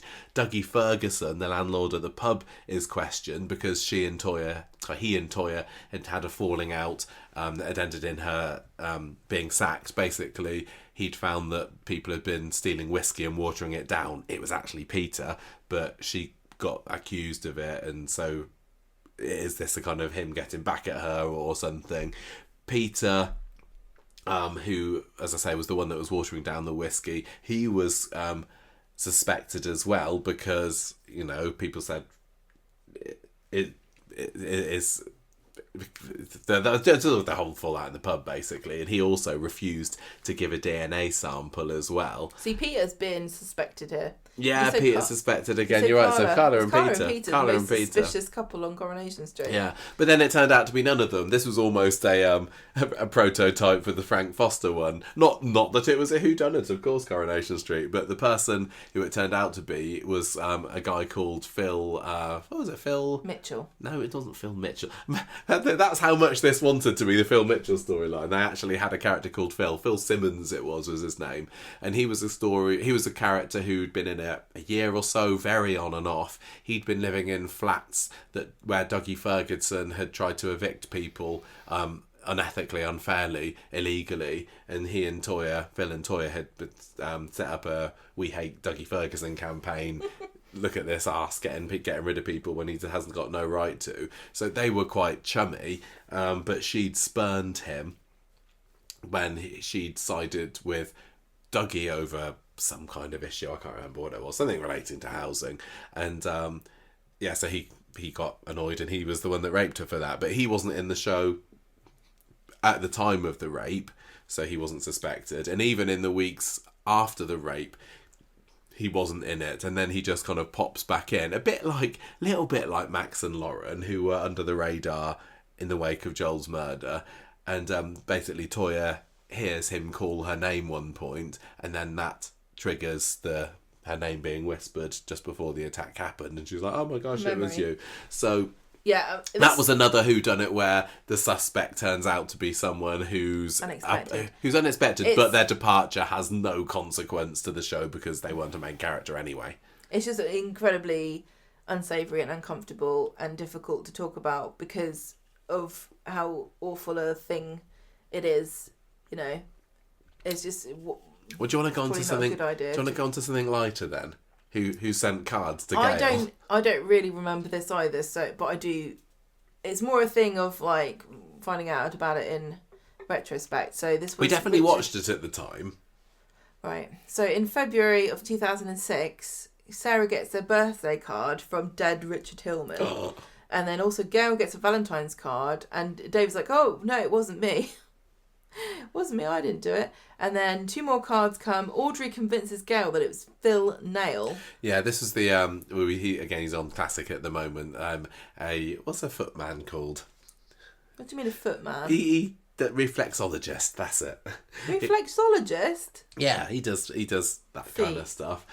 He was dating Gail, and Audrey was trying to convince Gail that it was him, and she accuses Phil, and he goes off on one. So yeah, it wasn't him. Gail gets a card on her birthday in April. She starts to think it's Eileen, and Eileen's like, "No, you're sending them yourself, you crazy cow. Please don't take it seriously." Obviously. And so we're kind of left thinking, who could it be? It did turn out that it was David in the end. Sorry, spoiler alert, because that's going to be coming up relatively soon on ITV3. So this went on for quite a long time because it started in February and it ended in May. Yeah, for such a low stakes story, this was quite a nice way, I thought, of doing a whodunit that was...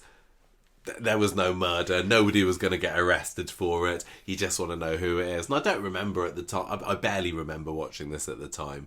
I don't remember whether I thought it was David or not. But he was one of the suspects that the forum goers were batting around alongside. Could it have been Sarah? Could it have been Scooter? I saw someone was saying as well. Could it have been Bev or Shelley? But yeah, it was David. It was David all along. I don't know. That was a... I've got nothing to say about that storyline. It was kind of fun because it was Platnus, and I think roundabout now is when we're seeing the beginning of the Demon David tearaway teen story, because at the moment he's kind of a bit of a cheeky chap in 2005, but he definitely goes down the I'm gonna murder all my family sort of route from 2006 onwards. So that's how it started. It's also, starting to become more of a thing that forums exist and people have conversations. And yeah. I'd really, really love to probably look at like television fandom in as a whole, and Coronation Street specifically, about how did it develop and what was expected and how did things... Because, back in the day, it would have been... You didn't even have soap magazines. It would have just been TV guides, yeah. And women's magazines and things talking about storylines and the tabloids talking about maybe some spoilers and possibly, like Sandra Gough has run away or whatever. And then when the internet started off with like message boards, but then they were very fractured and people didn't really... had news groups before then. Yeah, people didn't, and blogs and things. Yeah. And then it's moved into social media, which is completely different from forums. And so Coronation Street's had to adapt as it's gone through to how do we head this off? Because back in the, Coronation Street has a relationship with the press whereby they'll give them information and tell them things in return for a certain level of keeping your mouth shut about stuff. Like, you got to help us make this storyline interesting by supporting this storyline, or like trying to, but not trying saying to, this. like, and obviously the press have got their own agenda. They're not necessarily interested in helping Coronation Street maintain a pretense, and if there's something that they haven't been told and they find out about it, they might try to, you know, release it without Coronation Street letting them. Mm-hmm. There's a lot of give and take about this, you know, and embargoes and things. So if you get told something specifically and you haven't guessed it yourself, Coronation Street can say, make sure you don't say anything about this until so and so a date. But if you're like just guessing, I reckon it was Lauren, you can say it whenever you like. Yeah, and anyone on Twitter can say it. And then you got people, you know, from so-and-so magazine going, well, you know, what's in it for me now? I've been gazumped by this other person who guessed the answer. So there's all this kind of like tension and give and take and between the traditional media and the new media, which is what, you know, social media, where everybody is a journalist and anyone can say anything they like, even people like us, even us. Just running down I just find it really interesting how Coronation Street's having to adapt to a new world, and how to keep secrets and do whodunits with the evolving ways of communicating about them and interacting with fellow viewers. There are a couple of other minor non-murdery whodunits. The David himself gets beaten up in 2000. This was over and done with in about 2 episodes. David's found beaten up in August. Can't remember the attacker. He first thinks that it's Joe and then Jason. I think literally 2 episodes later, Gary admits to David that it was him, because Gary had been sent to prison because David had conned him into robbing Grandad Ted's house. Do you remember that? And so Gary, as a bit of a warning shot across the bow, send somebody to beat David up. So very, very minor. I don't think it's a bad idea to send somebody to very, beat very David minor whodunit there. And there was also another one in 2010 which lasted for a week maybe. Who attacked Tracy? Remember this? This was Claire Peacock's exit story. I remember Claire leaving because she beat Tracy up. Yeah, this was it. It was kind of a whodunit. So it was at New Year's Eve. Tracy is in number 1 and she hears a knock on the back door. She goes out there and she's like, oh God, what do you want? They're magnets, aren't they, for being attacked on New Year's Eve. So we see her opening the door to somebody and saying, what do you want? Next scene, we've got Ken and Deirdre coming home. Deirdre goes into the backyard and Tracy's lying in a pool of blood there. What are you doing down there? I know. And Steve's there, helping her out. So this is another It Wasn't Me. This is another Sally Metcalf with Frank Foster, and even Daniel standing over Ken. Yeah, and I don't know, I thought that Pat Phelan was standing over Ken when Ken was at the bottom of the stairs. And then Daniel finds him, So there's a few suspects, including Becky and Gail, because Gail had been framed for murder, for example, but it turned out it was Claire Peacock, just because Tracy was a bit of a git, really, and I think she'd probably laughed at the fact that Ashley had just been splattered by a tram a couple of weeks before. So the problem with this one, I guess, was that, you know, I've done a bit of a looking back on the Corrie blog for this. By the time this whodunit happened, there are already spoilers in the press about the character of Claire leaving and Becky helping her to get out of the country, so it was probably fairly easy to guess who it was. And I don't think it was meant to be this huge whodunit, but just a bit of fun, just a little mini one. The next whodunit that we've got that's not a murdering is this Who Pushed Ken story, and we've kind of been building up to this one because this was definitely my favourite of Corrie's whodunits. This was the best one. 2017 was a vintage year for Coronation Street, wasn't it? Yeah. This is Kate Oates firing on all cylinders. We had this storyline. We had the what were the other storylines going on that year? Well, obviously the Pat Phelan stuff was at its height.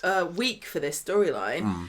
This was when Nick was caught in in quicksand. Who can forget that? A lot of stuff happened during that week. Yeah, 2017 was absolutely fantastic, and this story, I think, because it was the Bethany grooming story that was 2017 as well. And I think this one sometimes get overlooked a little bit, but we were on the edge of our seats during this. This was peak. Do you want to talk a little bit about why you liked this one so much? I'm fairly sure, and I didn't actually uncover any evidence to prove this, but I'm pretty sure that Kate Oates set out to reinvigorate the Platts, and this was part of her strategy. The Platts. I keep saying Platts. The Barlows. She definitely did. She definitely did. Yeah. She made it quite clear that the Barlows, as the alpha family of the street, were fairly low on numbers at the beginning of 2016. So she wanted to bring a few more back into the fray. The major family, and they're just upstart newcomers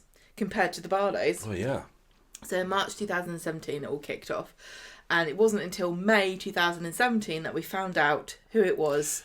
Yeah, so this was a couple of months, wasn't it, this story? Ken. So part of the promotion of this storyline involved a suspect photo to see all the people that could have pushed Ken down the stairs. And it had Pat, Peter, Tracy, Daniel, Sinead and Adam. I really like this photo. It's similar to the one they used for the Joel photo in that it wasn't... here's some people just superimposed over some police tape. It was a little scene where you could imagine them all there in a room. And I know that the Joel one was superimposed, but it wasn't so obviously a lineup. This is probably my favourite whodunit suspect list because it's just everybody in Ken's lounge, isn't it? With Ken there at the centre, the number one Corrie character Ken. And I think that's one of the things that made it so successful was that it was based around. It seems like it's such an obvious thing to do. You're going to have a whodunit, put it around the OG Ken Barlow. But the other thing that I remember really liking about this at the beginning was the fact that it came out of nowhere. We did not know this was going to happen until it did. And I remember watching the episode, Ken's there listening to music, isn't he, downstairs? And then he hears something and then he goes upstairs. Well, I can tell and you. And the next thing we know, he's there, dead at the bottom. It's like, oh my not gosh. Dead, he never dies. We still call this. We call it the Who Killed Ken storyline. We do. Even during the podcast, we kept accidentally saying Who Killed Ken. Maybe he died that day in a parallel universe. But spun into this huge story which had loads of offshoots, and we had no idea it was coming, and that was brilliant. Far be it from me again to mention the Joel storyline, but we did see them put together the suspect photo for that, and you could have knocked me down with a feather when I found out that the photos were actually taken in situ.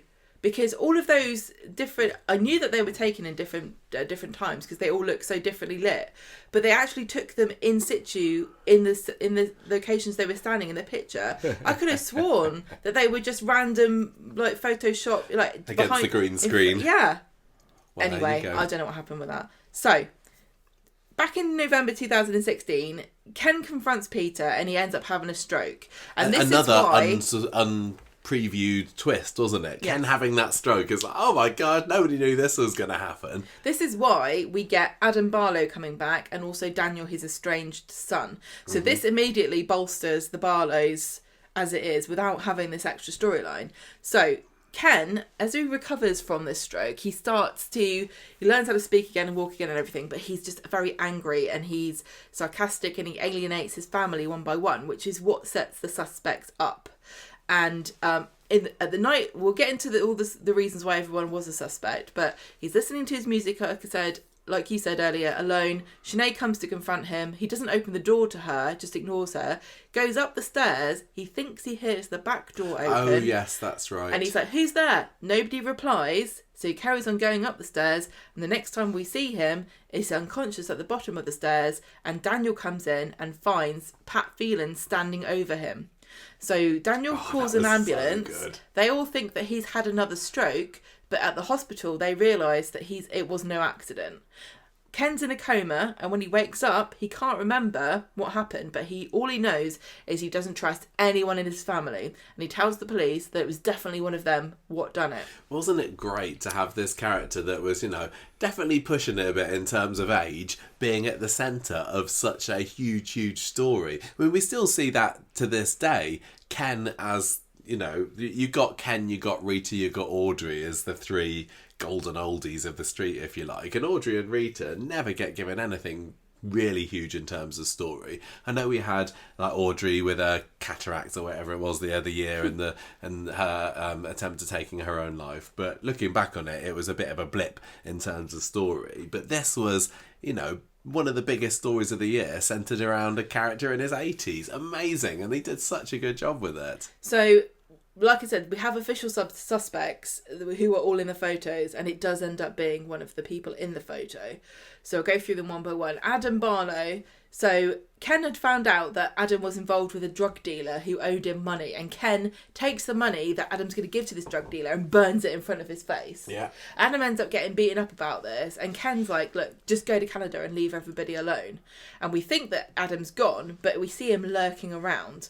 And the other reason why he's got a bit of a motive is that he's got a grudge. He thinks that Ken's got a grudge against him because his dad was Mike Baldwin. Of course. And also Ken, despite what Adam thinks about Ken feeling like he's not, a proper, he kind of has a bit of a space between him.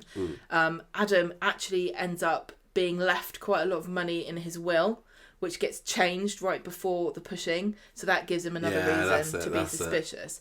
And right before we find out who the real culprit is, we see Ken remembering that he saw Adam's trainers step over him as he was lying on the ground. I'd forgotten that. And actually what had happened was that Adam had come back to the house, seen Ken was on the floor and went, I don't care, stepped over him. I'd totally forgotten about that. How heartless. I know. We've also got Pat Phelan. His main motivation was, apart from the fact we all knew that he was a killer already, is that he was doing Ken's kitchen up for him, and Ken was accusing him of all kinds of things, being lazy, stealing, scamming him out of money. Pat ranted about him, said, in the Rovers. He gets arrested as the major suspect, but there's actually a watertight video evidence Todd finds of him somewhere else. I think we thought that was a fairly weak motivation for wanting to push Ken. Yeah. I think having Pat Phelan there at the time with no particularly good explanation about why did Pat need to be there? I guess it was something to do with his kitchen, I can't remember. But yeah, the whole he didn't like the work I did in the kitchen, so I'm going to murder him. Well, he's killed wasn't the people best for less. excuse. Also, another sort of fan theory spun from this, which was thinking that Seb had done it because of his, he was working for Pat at the time. Yeah. We've got Peter Barlow. Peter Barlow at the time been hanging out with Chloe Moneybags, if you remember, and Chloe was jealous of Toya. Tipton. And Chloe told Ken that Peter was drinking again. Ken told Toya this, and then Toya left Peter, and Peter was therefore mad at Ken.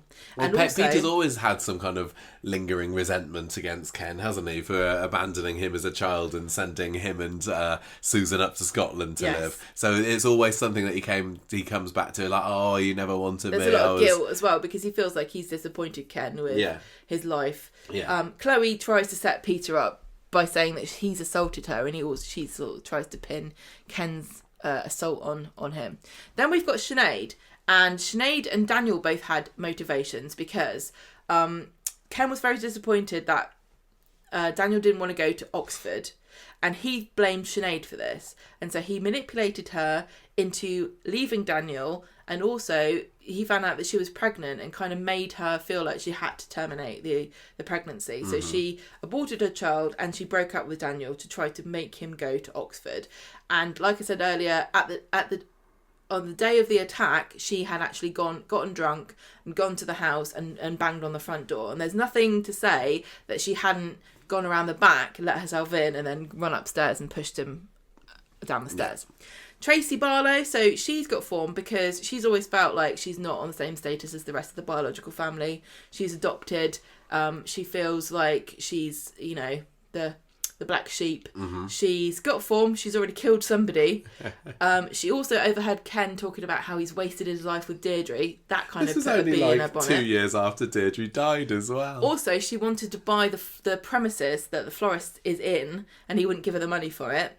And she also had found out that Ken had rewritten the will to give Adam more money. So that was another reason. I don't think that I really ever thought it could be Tracy. I like how she was a suspect. I like how all of the suspects were quite close to him, because this always felt like this could be huge and blow up whoever it is. But I didn't feel like a letdown when it was Daniel and he got away with it. I haven't got to that bit. Spoilers.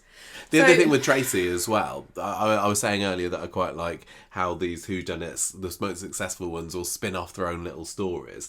And Tracy's one included bringing back Rob Donovan, didn't it? Because wasn't he on the run from prison at the time, and she's harbouring him away, and you think that she's hiding him because he might have gone in and killed Ken. I think I'm remembering rightly. Kill Ken. Pushed Ken's Ken. still Sorry, Ken. And having Rob back in that little story where they go on the run because Tracy thinks it could have been Amy as well. Tracy thinks it's Amy, and she hands herself in, ends up in the dock. Yeah, she does, doesn't she? Just to protect Amy. That spins off the fan theories, because Amy was theorised as possibly being the perpetrator. Number one, she's got bad genes because of Tracy. Number two, Tracy had been bad-mouthing Ken to her as well about everything to do with Deirdre. Also, on the night of the pushing, she was supposed to be doing a music show. He didn't turn up to it, and she also left at a certain point. So she was not where she's supposed to have been when it happened. So they wanted us to think it could potentially be her. Tracy definitely suspected her, like I said, because she turned herself in. So we knew at that point it wasn't Tracy. Beth. So Beth was really a suspect because of Sinead, the link with Sinead. And then the fact that Sinead had to have an abortion, and Beth, is known to be narky at times. And very fiercely loyal to her family. Yeah. Toya, she left Peter because of Ken. But she could have confronted him, and She'd never kill anyone. she was with Toby, her husband at the time. Do you remember him? Yeah. I used to call him Greg. Denise. Now, people were very suspicious that Denise had not been in the show for 10 years, but she might have made a return in a shock twist. And funnily enough, that is what actually did happen. But it wasn't Denise her that Black, did it. People were following her career, and she'd been in another soap, I'm sure, beforehand, Yeah. and then she left that, and people were like, oh, maybe she's coming back to Corrie. There were definitely fairly strong theories that she was going to return, and this tied in very nicely to it. And that was another thing that the actual suspect, or the actual culprit, span off into, was this little story about Daniel's backstory, which was fascinating. Yeah, we also had Chloe Moneybags, because she tried to frame Peter for the attack, but was it really her that did it? And Seb, like I said before, he also had attacked Jackson Hodge, so he had form for being violent. If you can't suspect everybody who's punched someone on the street, otherwise you wouldn't fit him in the frame. And then finally Rob, who had escaped prison, like you said, but it turns out that he and Tracy were like alibis with each other. So my memories of this story at the time were always changing who I thought it could be. This is why it's such a great story. Yeah, every time they kind of led you down another or revealed something else or another motive, or you go, oh, I think it's them now. I think it was them then. Definitely them. Next episode, somebody else is suspected. Oh, it was them. So however they did it, they were absolutely brilliant at taking you by the hand and leading you a merry dance, dancing around these potential suspects that they obviously knew it was. And it was really well done. And that, with the Joel one at the moment, I think they wanted us to think it was Kit so they could then say, haha, it was Lauren. I mean, that's what it worked with me. But I don't think there was anybody all the way through this story that they were trying to say, keep your eye on this one, it's probably them. Literally, anybody could be a suspect here. The other thing about it too is that if it had turned out to be anybody else except Daniel, you would have gone, yeah. I see. Absolutely. It could have been anybody, but it was Daniel. Yeah. Because we see him on, like I said, on that episode, which was the 26th of May 2017. He goes to his house and he retrieves this book that he'd used to hit Ken in the head with. That was such a great reveal as well. I don't remember feeling this is a big reveal. It definitely wasn't a cop out, but it also didn't feel like a big reveal. It was just like, Oh my gosh, he's got a doing? bloody book under his... It was him. And I think they even had a little... Rob did a little video of E.T. Talked to the camera as, that's right, it was me, Rob Mallard, exactly. This is funny too, because, this Who Pushed Ken storyline was a big whodunit, and Daniel was in that flat and he had the bloody weapon under his floorboards. But also, some years later, you got Dee Dee in the same flat with her bloody hands washing after having attacked Joel. That flat has seen some things. It really has. So we get to see this, but nobody else does. So we know that it's Daniel that's done it, but still the rest of the characters haven't caught up, because this is when Adam is taken into custody because of Ken suspecting him because of the trainers. Right. So so Tracy and Peter right, okay, so Adam's been taken into custody. We're going to make sure Dad is safe. We're going to send him off with Daniel. They're going to go and redecorate Daniel's flat because he needs to sell it. So Ken and Daniel are kind of secluded in this new location, which is the flat that Daniel's been raised in.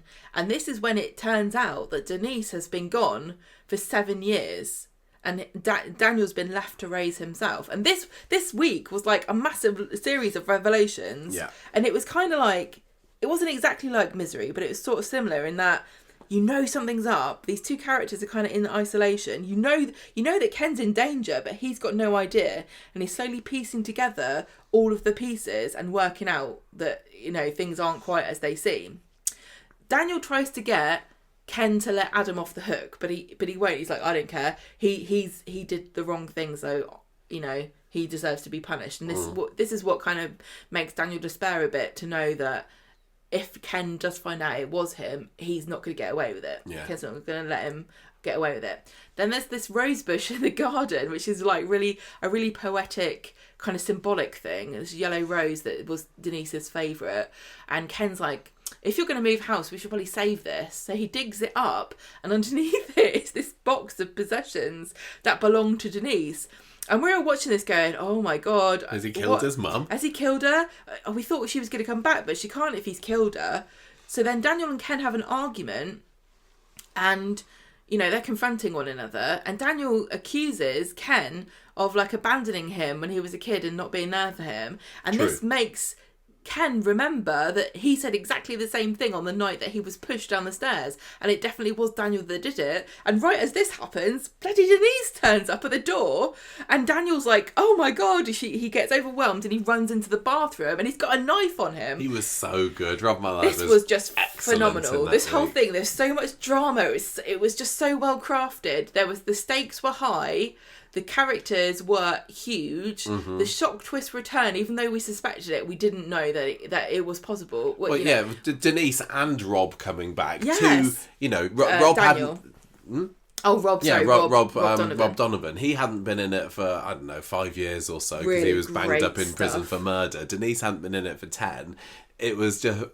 week after week, we were totally gripped by this. Revelation Street. Was it a disappointment at the end that Daniel got away with it? Ken ends up telling the police, oh, I just remembered and I fell down the stairs myself, sorry. Yes, Sinead finds the book, dobs Daniel in, Daniel gets arrested, and Ken realises that it's all his fault, actually. And so he tells the police that actually he felt it wasn't Daniel that did it. So even though Daniel's confessed in an interview, the CPS won't go forward with it. So he gets away. And then Ken reads the riot act to all the Barlows and says, look, maybe Daniel did do it, but we're all to blame here. We've all done something wrong. We're a terrible family. We've got to keep our mouths shut and stick together and be Barlows together. And this was so brilliant, because this was like family secrets all together, and they all mistrusted one another. All of the grudges that had led to them being suspects were still in place. Yeah. None of them trusted each other. They were all out for blood.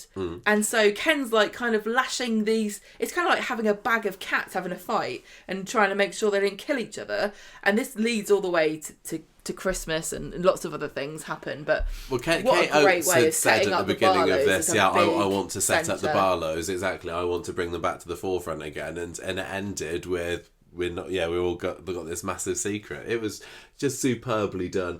I loved how that people were building motives beforehand. but you didn't realise it was leading to a whodunit because it hadn't been publicised in the press. That all the twists, the returns. It was like an absolutely amazing. Even the fact that it wasn't a death. Yeah. Because if Ken had been killed during this, a lot of the twists and the revelations wouldn't have counted quite so much, or him remembering things. Obviously, that couldn't have happened if he was dead. He died and came back as a ghost to solve his own murder. But yeah, you're right. It didn't feel like a cop-out. I never once thought, God, I wish they had just killed Ken off because it would have been more dramatic. No, because all of the things that led to the Barlows suspecting one another all were still there as part of the story, and just having Daniel and Denise, what a great, brilliant this is the setup. soap story, Corrie, to study if you want to do another whodunit. And I liked the Joel one, but this was another level. I know that everyone... I think the next one, needs to be the Platts. Yeah. Whodunit involving the Platts. I know that, when we talk about Coronation Street, we talk about some of the big storylines, and, you talk about, the tram crash, amazing, brilliant. Richard Hillman, fantastic, the best they've ever done. Who Pushed Ken is seriously, Coronation Street, one of its high points. It is. It just didn't get quite the praise and the recognition it deserved in the awards because of the other stories that it was going up against, because it was such a strong year. But the thing about it is, all the people, again, who say, Coronation Street's too dark, I don't like it. This storyline, if you're that kind of person that doesn't like a dark murder storyline, did you like this one? I hope that you did, because I feel like this is a really good balance between what I like all the dark murder stuff, but nobody died for this storyline, but it was still so dramatic and brilliant. And from my perspective, is this teaching me a lesson? You don't have to kill everyone, Gemma, to have a good gritty storyline that also works really well in a soap. Yeah. And again, nobody went to prison, nobody died at the end. Everybody's still there. Very, very satisfying. Fantastic stuff. There's just been, as far as I know, one other whodunit since then, which, we're running very long this week. I didn't know we would be talking for 2 hours about this, but they did do a Who Attacked Adam in 2020, didn't they? Which was, that was a really nice, twisty attack, wasn't it? Because, again, we didn't know this was going to be happening, but at the end of the 60th anniversary week for Coronation Street... That was the beginning of December. Yeah. I thought it was... New Year's Eve. No. The truth comes out about who did it was New Year's Eve. So the story, the suspicion lasted for about 3 weeks, which was actually quite short in terms of soap whodunits. But yeah, you get at the very end of the week, I think it was the final scene of the week, Adam's there in the bistro, and then somebody comes up behind him, conks him on the head, and you're already kind of full of, Jeff's been killed this week, Imran's been triumphant at court. And this came out of nowhere and surprised us and set us into a bit of a guessing game for the next 3 weeks. I don't think it was particularly interesting with the characters that were involved. I mean, you got Gary as a suspect. Again, has he been a suspect before? No, he was. Yes, he was. For the factory roof. He actually did it then, because he knew the circumstances Adam knew the circumstances around Rick's death. Sarah... He also acts suspiciously and asks Maria to give him a false alibi. Yeah, exactly. He was actually moving Rick's body at the time. That's why he needed a false alibi. You got Sarah, who discovered that Adam, her boyfriend, had copped off with Carla just after the pair had a brief split up. Then she lies about where she was the night of the attack as well, so that's a bit sus. Carla, once again, ashamed of the fling that she'd had with Adam, went on... she also removed blood from Peter's shirt to get rid of it because Carla thought it was Peter. Yeah. This was similar to Carla suspecting Peter for killing Tina. Do you remember? Yeah. And well, that all came. Carla realised that it wasn't Peter in the end because Peter thought it was Carla and said as he was on his deathbed or something. And then Peter's also suspicious. Yeah. Because of the blood. Because of the blood, he it turns out he's just helping somebody who'd cut himself in the red wreck. But I don't remember feeling as excited about this one. I'm not that into Adam as a character. It felt a little bit. I don't know. Just treading a familiar ground, really. Isn't it interesting that we said, we've identified Carla and Peter as being prime suspects in almost anything that happens that's dodgy, and now Peter's not in it. The latest whodunit was for Joel, and the person who was also a suspect in the lineup with Carla was Lisa Swain, who is probably going on to the be road too. Carla's new partner. Is she kicking off her new life as Mrs. Connor?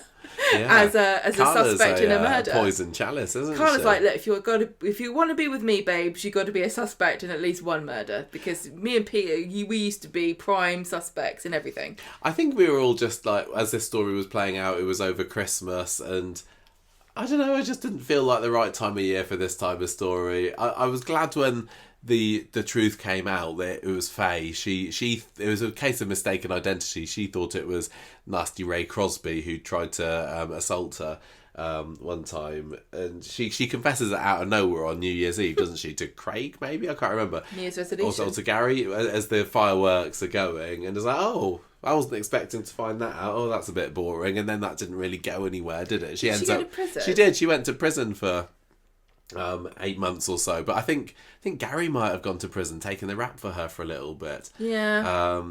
But it wasn't the best. It was also a bad year in general for life. It was 2020. It was difficult to make television. Yeah. The 60th anniversary was there, and it was, they were trying their best.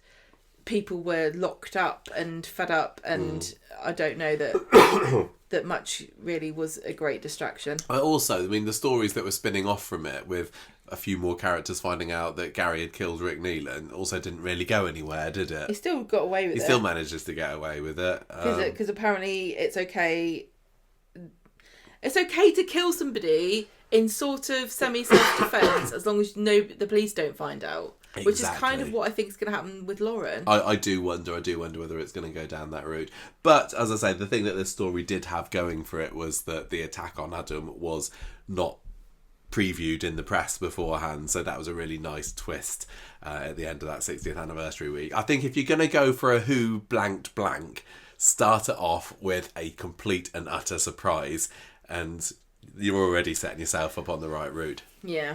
Yeah, there's been lots of other, who blanked blank. A lot of them was who got blank pregnant. Who got so-and-so pregnant. Yeah, who's the daddy stories. Yeah. You got Sarah Lou, you got, who was her father. You got Joshua, who's his dad. You got Lily, who's his dad. You got Ollie, who's his dad. You got Alfie, who's his dad. There's a handful of who's the daddies over the years. I don't often find those as exciting, to be honest. They're an interesting, twist, but they do feel a bit boring. Yeah. Yeah, that. Yeah. And then also the other twist on it is who is the big baddie going to kill. So yeah. We had lots of theories about who is Stephen going to kill. We had a lot of theories about who is Pat going to kill. And especially, I think the biggest one was who is Richard going to kill. Yeah, because with Stephen and Pat, we were all speculating, well, surely he's got to get one more victim in his final week. Who's it going to be? And for Pat, it turned out that he shot Nicola, but she was fine. He shot Michelle, but she was fine.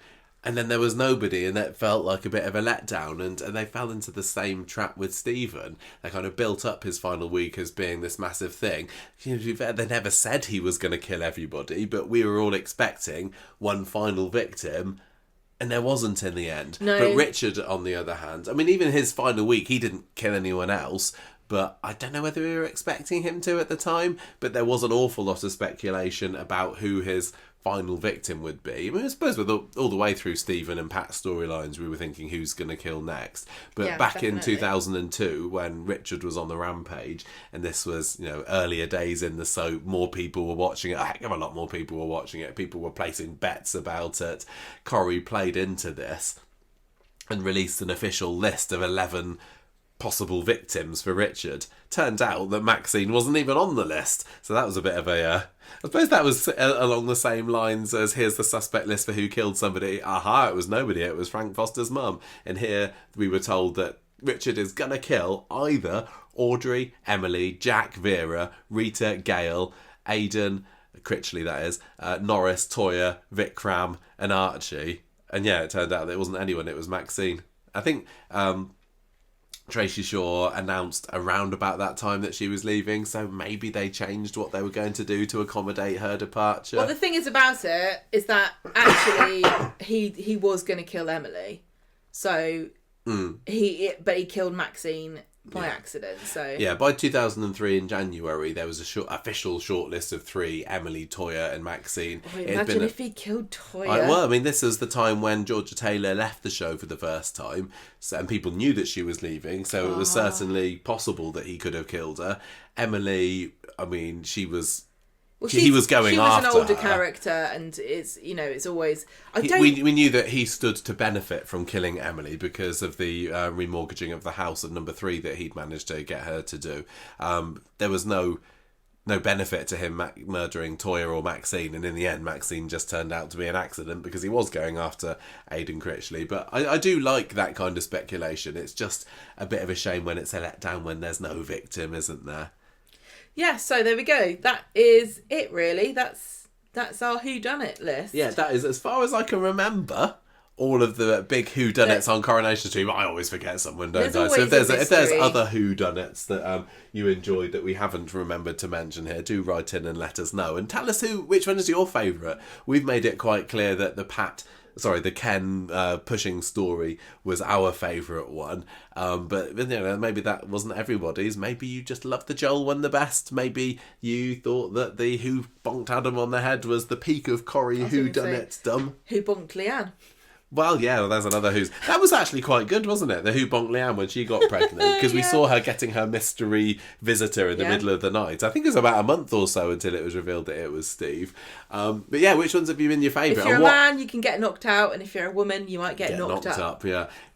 Is there anything else, any other aspects or elements of the storyline, whodunit storyline, that you really think is important and crucial to make it memorable? We've talked about the importance of the characters, the surprise factor, the twists, but if there's anything else that for you a good whodunit has got to have, do write in and let us know. I would love to hear it, because this is a topic that we're both quite invested in, aren't we? Yeah, we are. We like and I'd love to know in like a year, 2 year, 5 year time, what are our thoughts going to be on the Joel storyline. I really hope that in time we grow to sort of like it or see the good sides of it, because I mean, the thing is, it's not necessarily completely over yet, is it? No, there's definitely more to come, although it's not to do with Uncle Ronnie.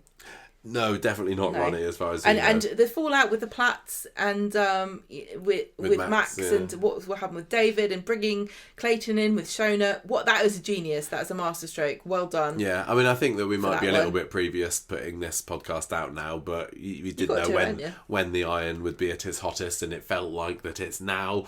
But anyway, I hope you all enjoyed this, everybody. Write in and tell us your thoughts. Goodbye. Ta-ra.